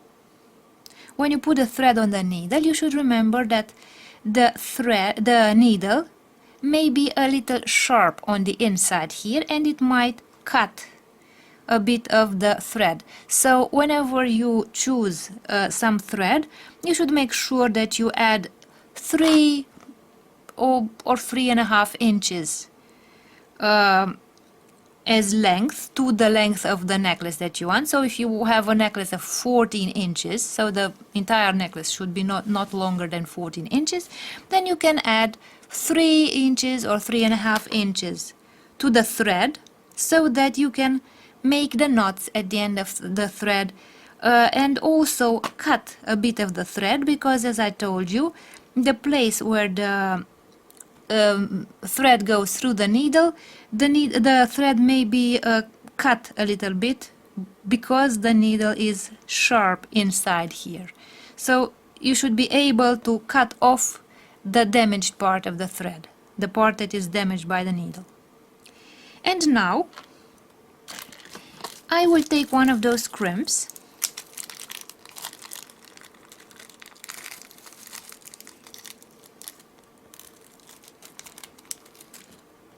So I've taken 2 crimps, and I will put one of the crimps on my needle this way.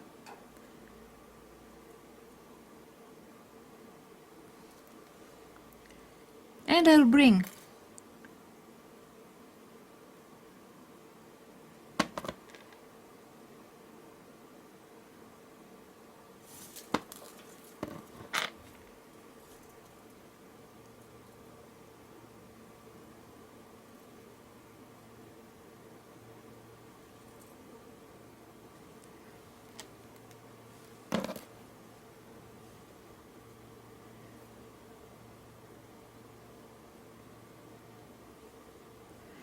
and the crimp should stop at the point where the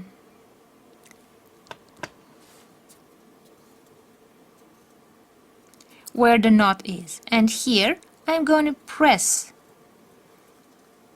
on the crimp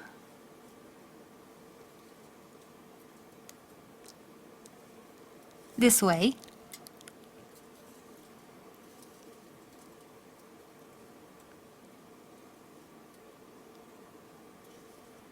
and as you can see, our crimp is now flat, so it will not slip over the knot, and it also blocked the thread, and it will not move up and down on the thread anymore. Now I will take one of those bead end caps and put it on our needle this way, and you will see that because of the crimp and the knot, the thread will stop like this, and it will not come out through the orifice of the bead cap. And now let's close the bead end, this bead end, with the pliers, so that the knot and the crimp are no longer visible. So this bead at the end of my necklace is masking the knot at the end of the thread. And now let's take one of those jump rings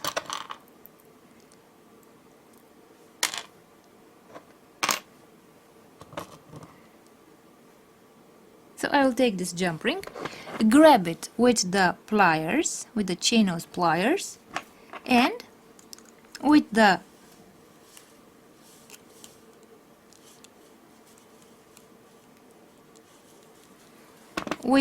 jump ring opener and the chain nose pliers, I have opened the jump ring and I will put it through my bead end. Now I will also put the closure, the clasp, inside the jump ring, and now we can close the jump ring. So I can use either the jump ring opener or the other pair of pliers to close the jump ring. And now, as you can see, the end of our necklace is finished.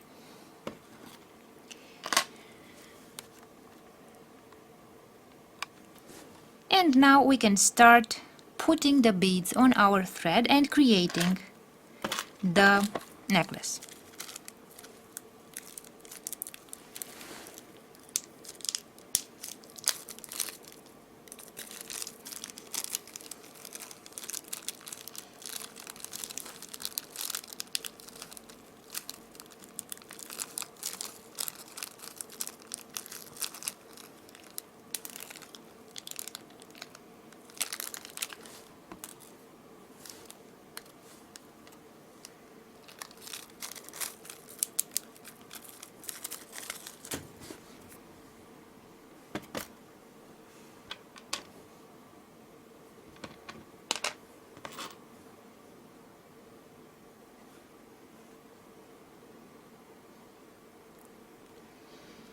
So I will begin with the white beads,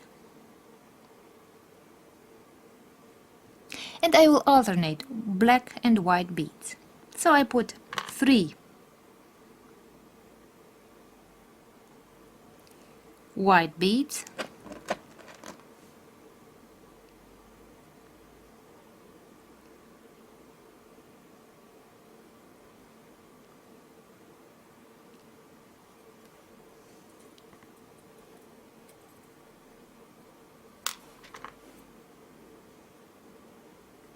so 3 white beads, a black bead, 3 white beads, a black bead.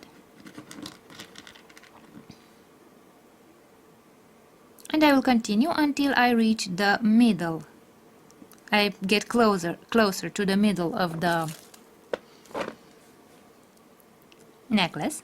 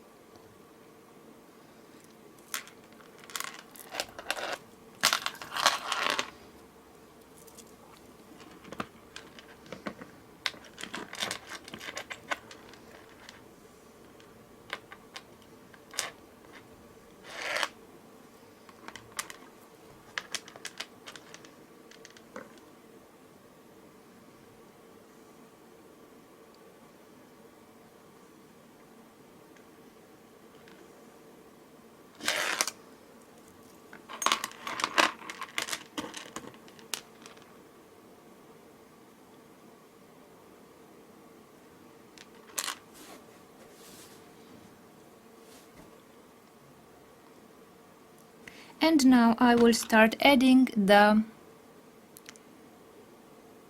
metal pendants.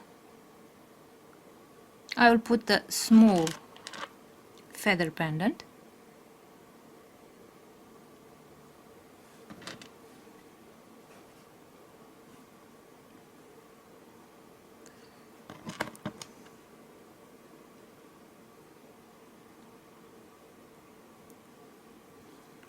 Now I will put a white and a black, so 2 white beads and a black bead.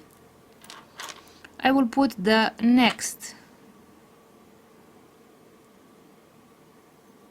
feather pendant, the larger feather pendant, again a white bead, a black bead and another white bead.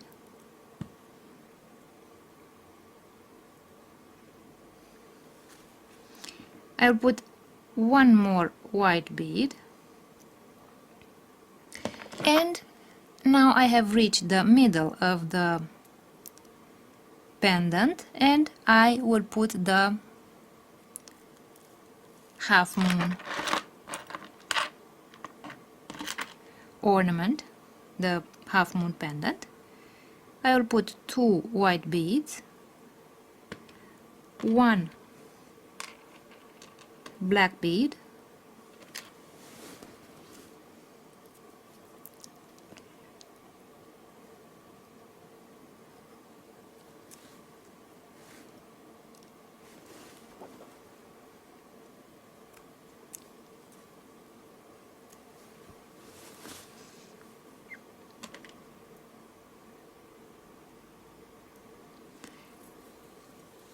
and another white bead,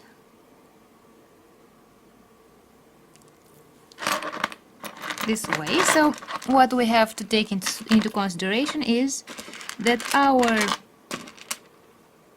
beads and pendants must be placed symmetrically.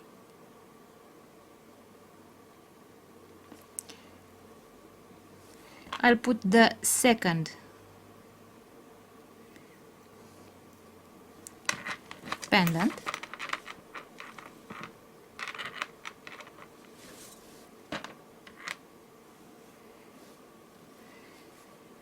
again a white, a black and a white bead,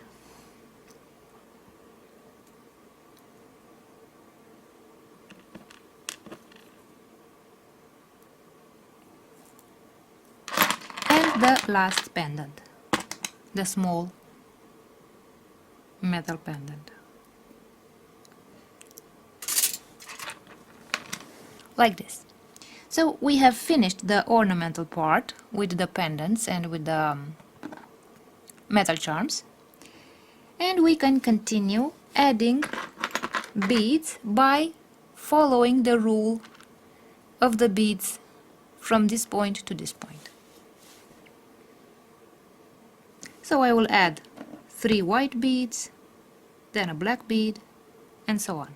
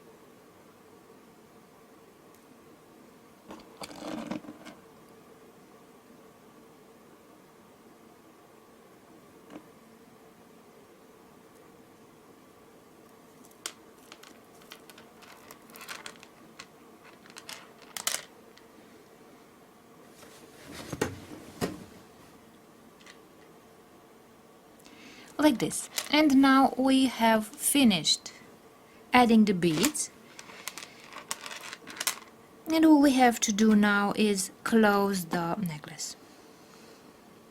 In order to close the necklace, I will take the bead end and I will open it, because we shall have to work inside of this bead end to create the knot at the end of our bead. So I put the bead on my needle and on the thread, and I will take the second crimp, put it on the needle,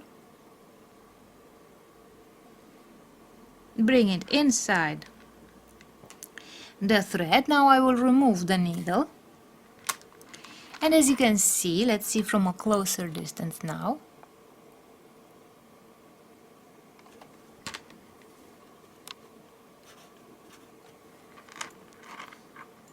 Like this. As you can see, now we have the bead end on our thread and the crimp. The crimp must be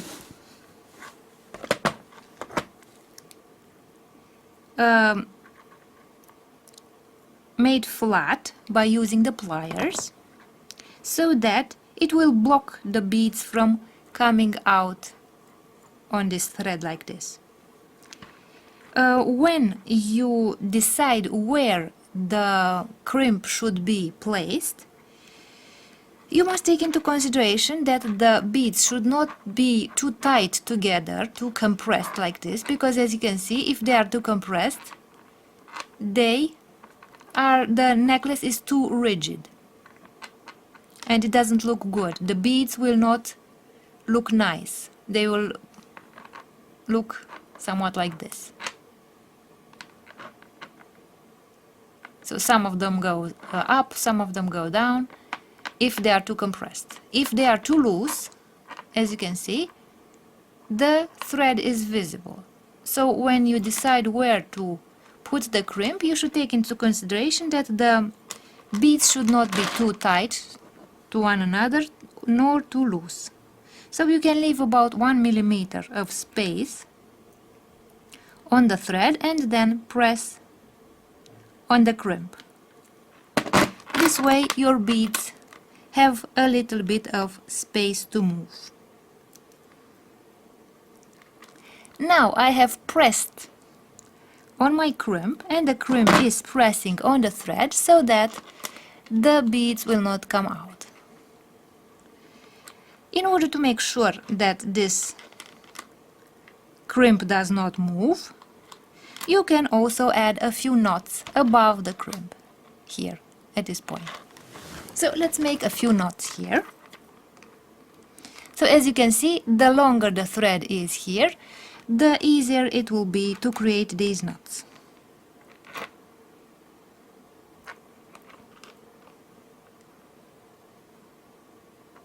So it is always important to leave a few inches on the thread so that you can make these final knots on the thread of our necklace. So I made one knot, let's make another knot. So as you can see, I opened the bead cap so that I can make these knots here. That I have space, enough space to make the knots here.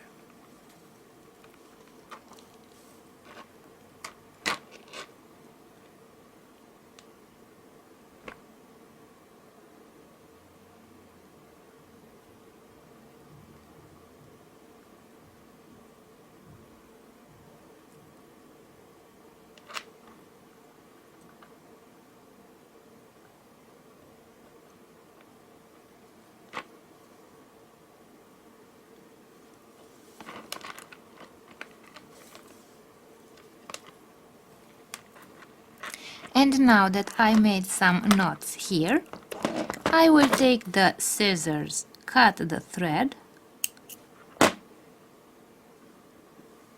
and I will burn the end of the thread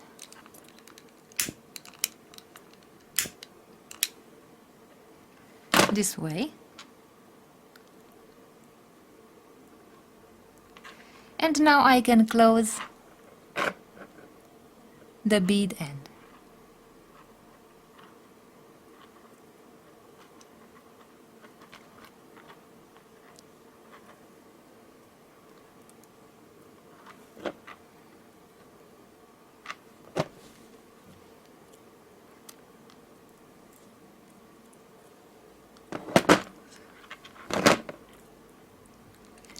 So now I've closed the bead end with the pliers.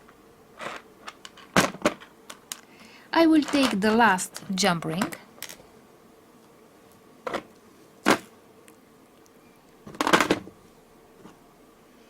I will open it.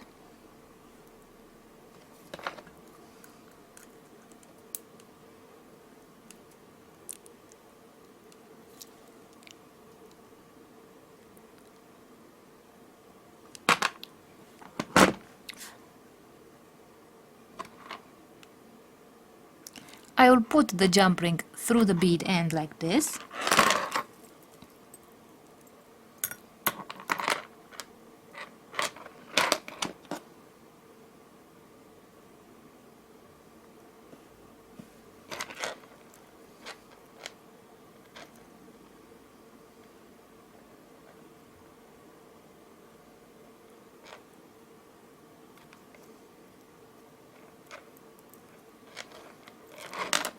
And I will put the and now I will put the clasp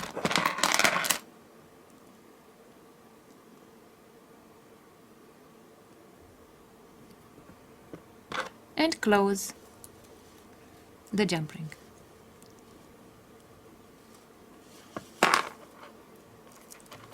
This way.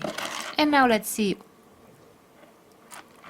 what our finished necklace looks like.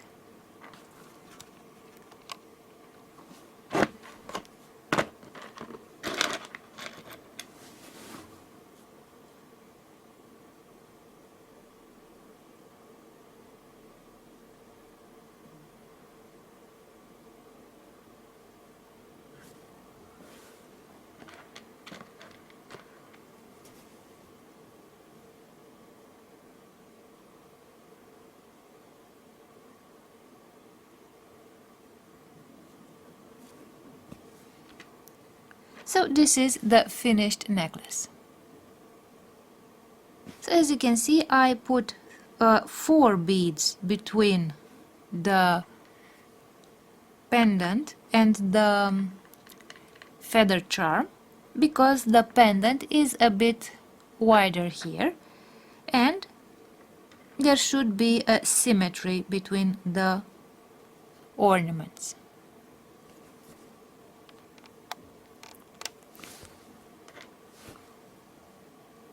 So this is the finished necklace. I hope you liked the necklace, I hope you liked the video, and thank you for watching. I will show you how to make a toggle clasp necklace using a metal charm,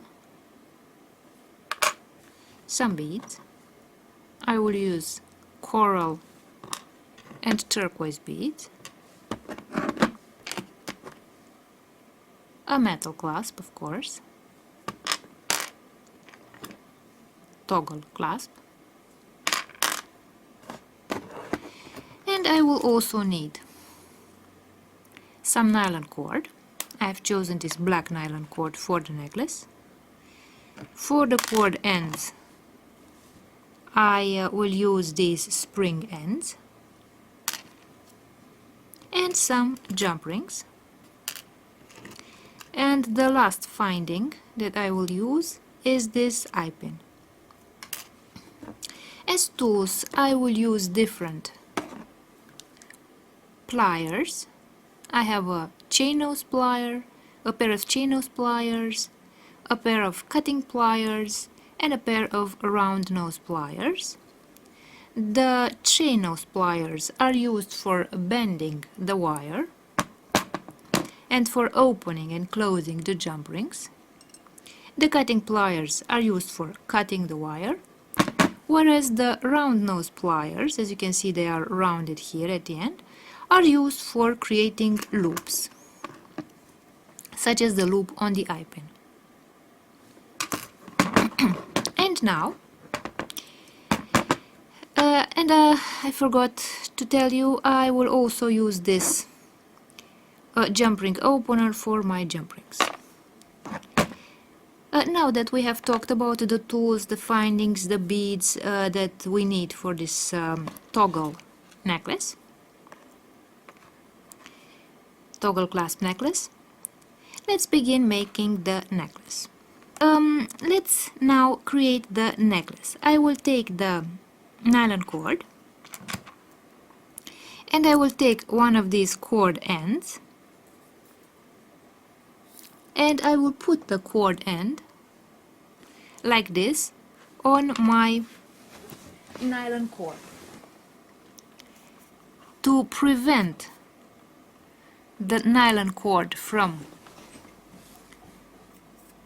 coming out of my cord end.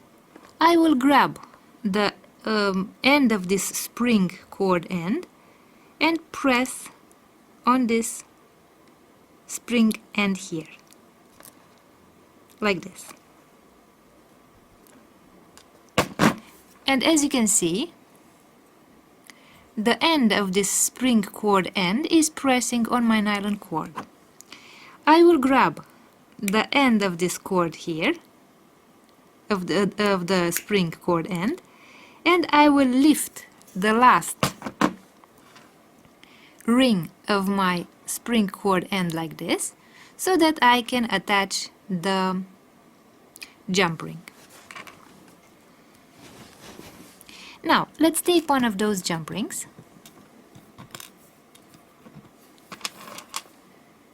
and I will open the jump ring, grabbing it with the pliers and with the jump ring opener, like this. And as you can see, I have opened the jump ring. Now I will put the cord end on this jump ring and I will also take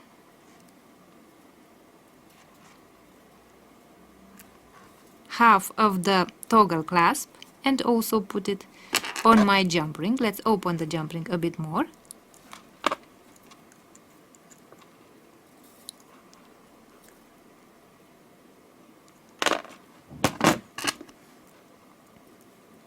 Like this. And now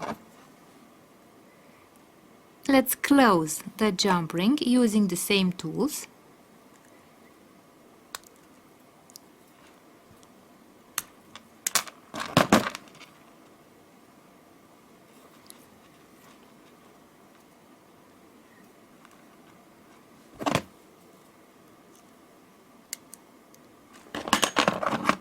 I will take another pair of pliers and grab the jump ring like this.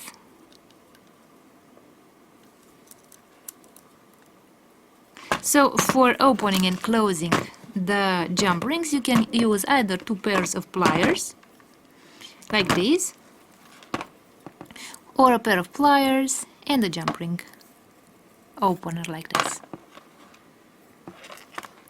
So as you can see, one end of my necklace is ready. So this part of the toggle clasp has been attached to the cord. And now we have this other end of the clasp. Again, I will take the spring cord end and put it on the black nylon cord, as you can see, and I will press on the end of this spring cord end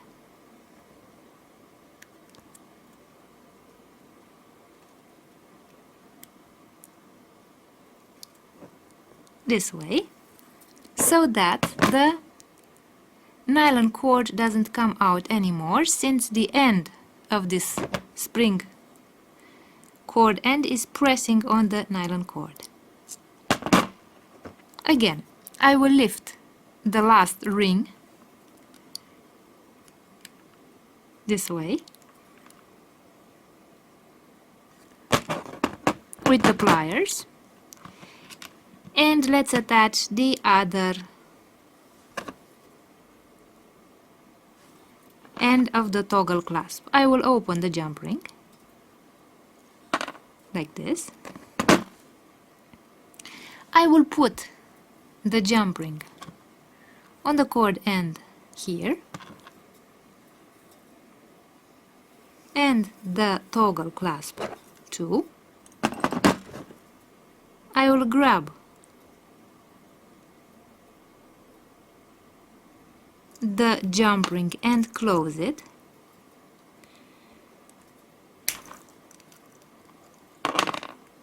Like this.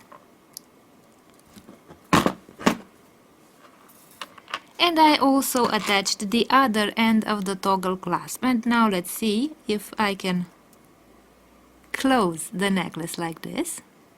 So this toggle clasp will be worn in front, on the neck in front, in the front part, on the front part of the neck. And now let's add the ornaments. So our necklace with the toggle clasp is ready. Now the next step is to create the ornamentation of the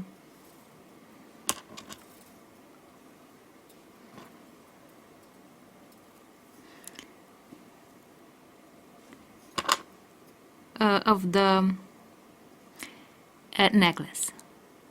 So as you can see, I took an eye pin and I put my beads, 2 turquoise beads and a coral bead, on my eye pin.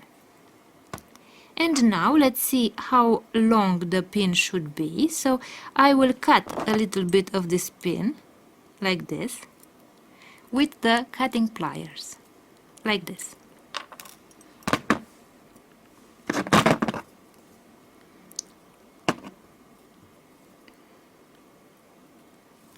This way. And now I will bend this pin and I will make sure that the 2 loops will be in the same plane. So I will leave a bit, about a millimeter space between the last bead and the place where I will bend my pin, so that the last bead does not break. And now I will bend to 90 degrees my pin.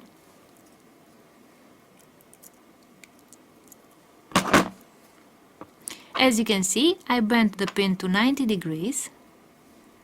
And now I will take the round nose pliers and start creating the loop. So I will grab the end of my pin and start rolling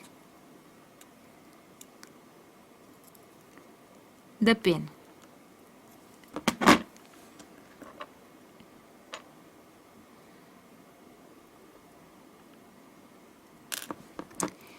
I will close the loop that I have created like this.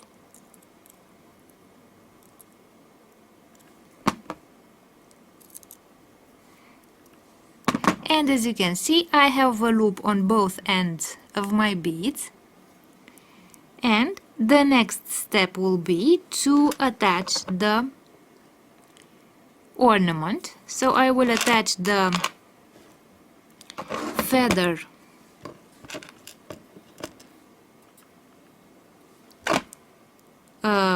charm, metal charm. I will open the jump ring. I will put the metal charm on my jump ring. I will also put the beads on my jump ring and I will close.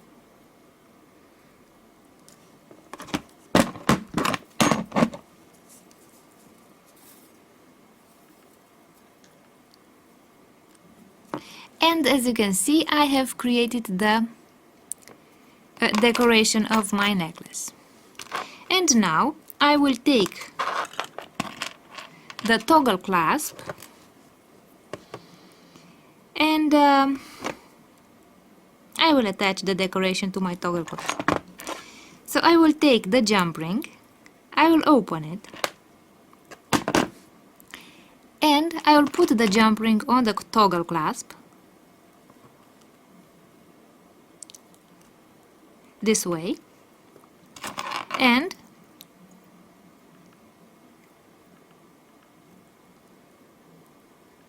I will also attach the feather pendant with the beads, and I will close my jump ring this way. And now let's see what the finished necklace looks like. Let's put the tools away.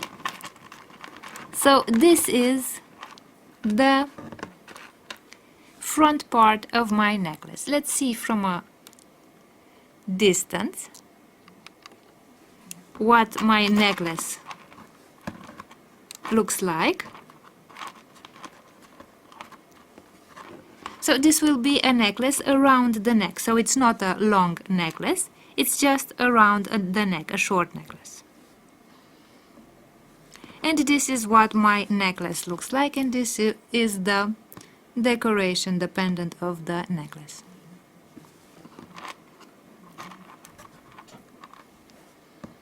So I hope you liked this video, and I hope that you like the toggle clasp necklace.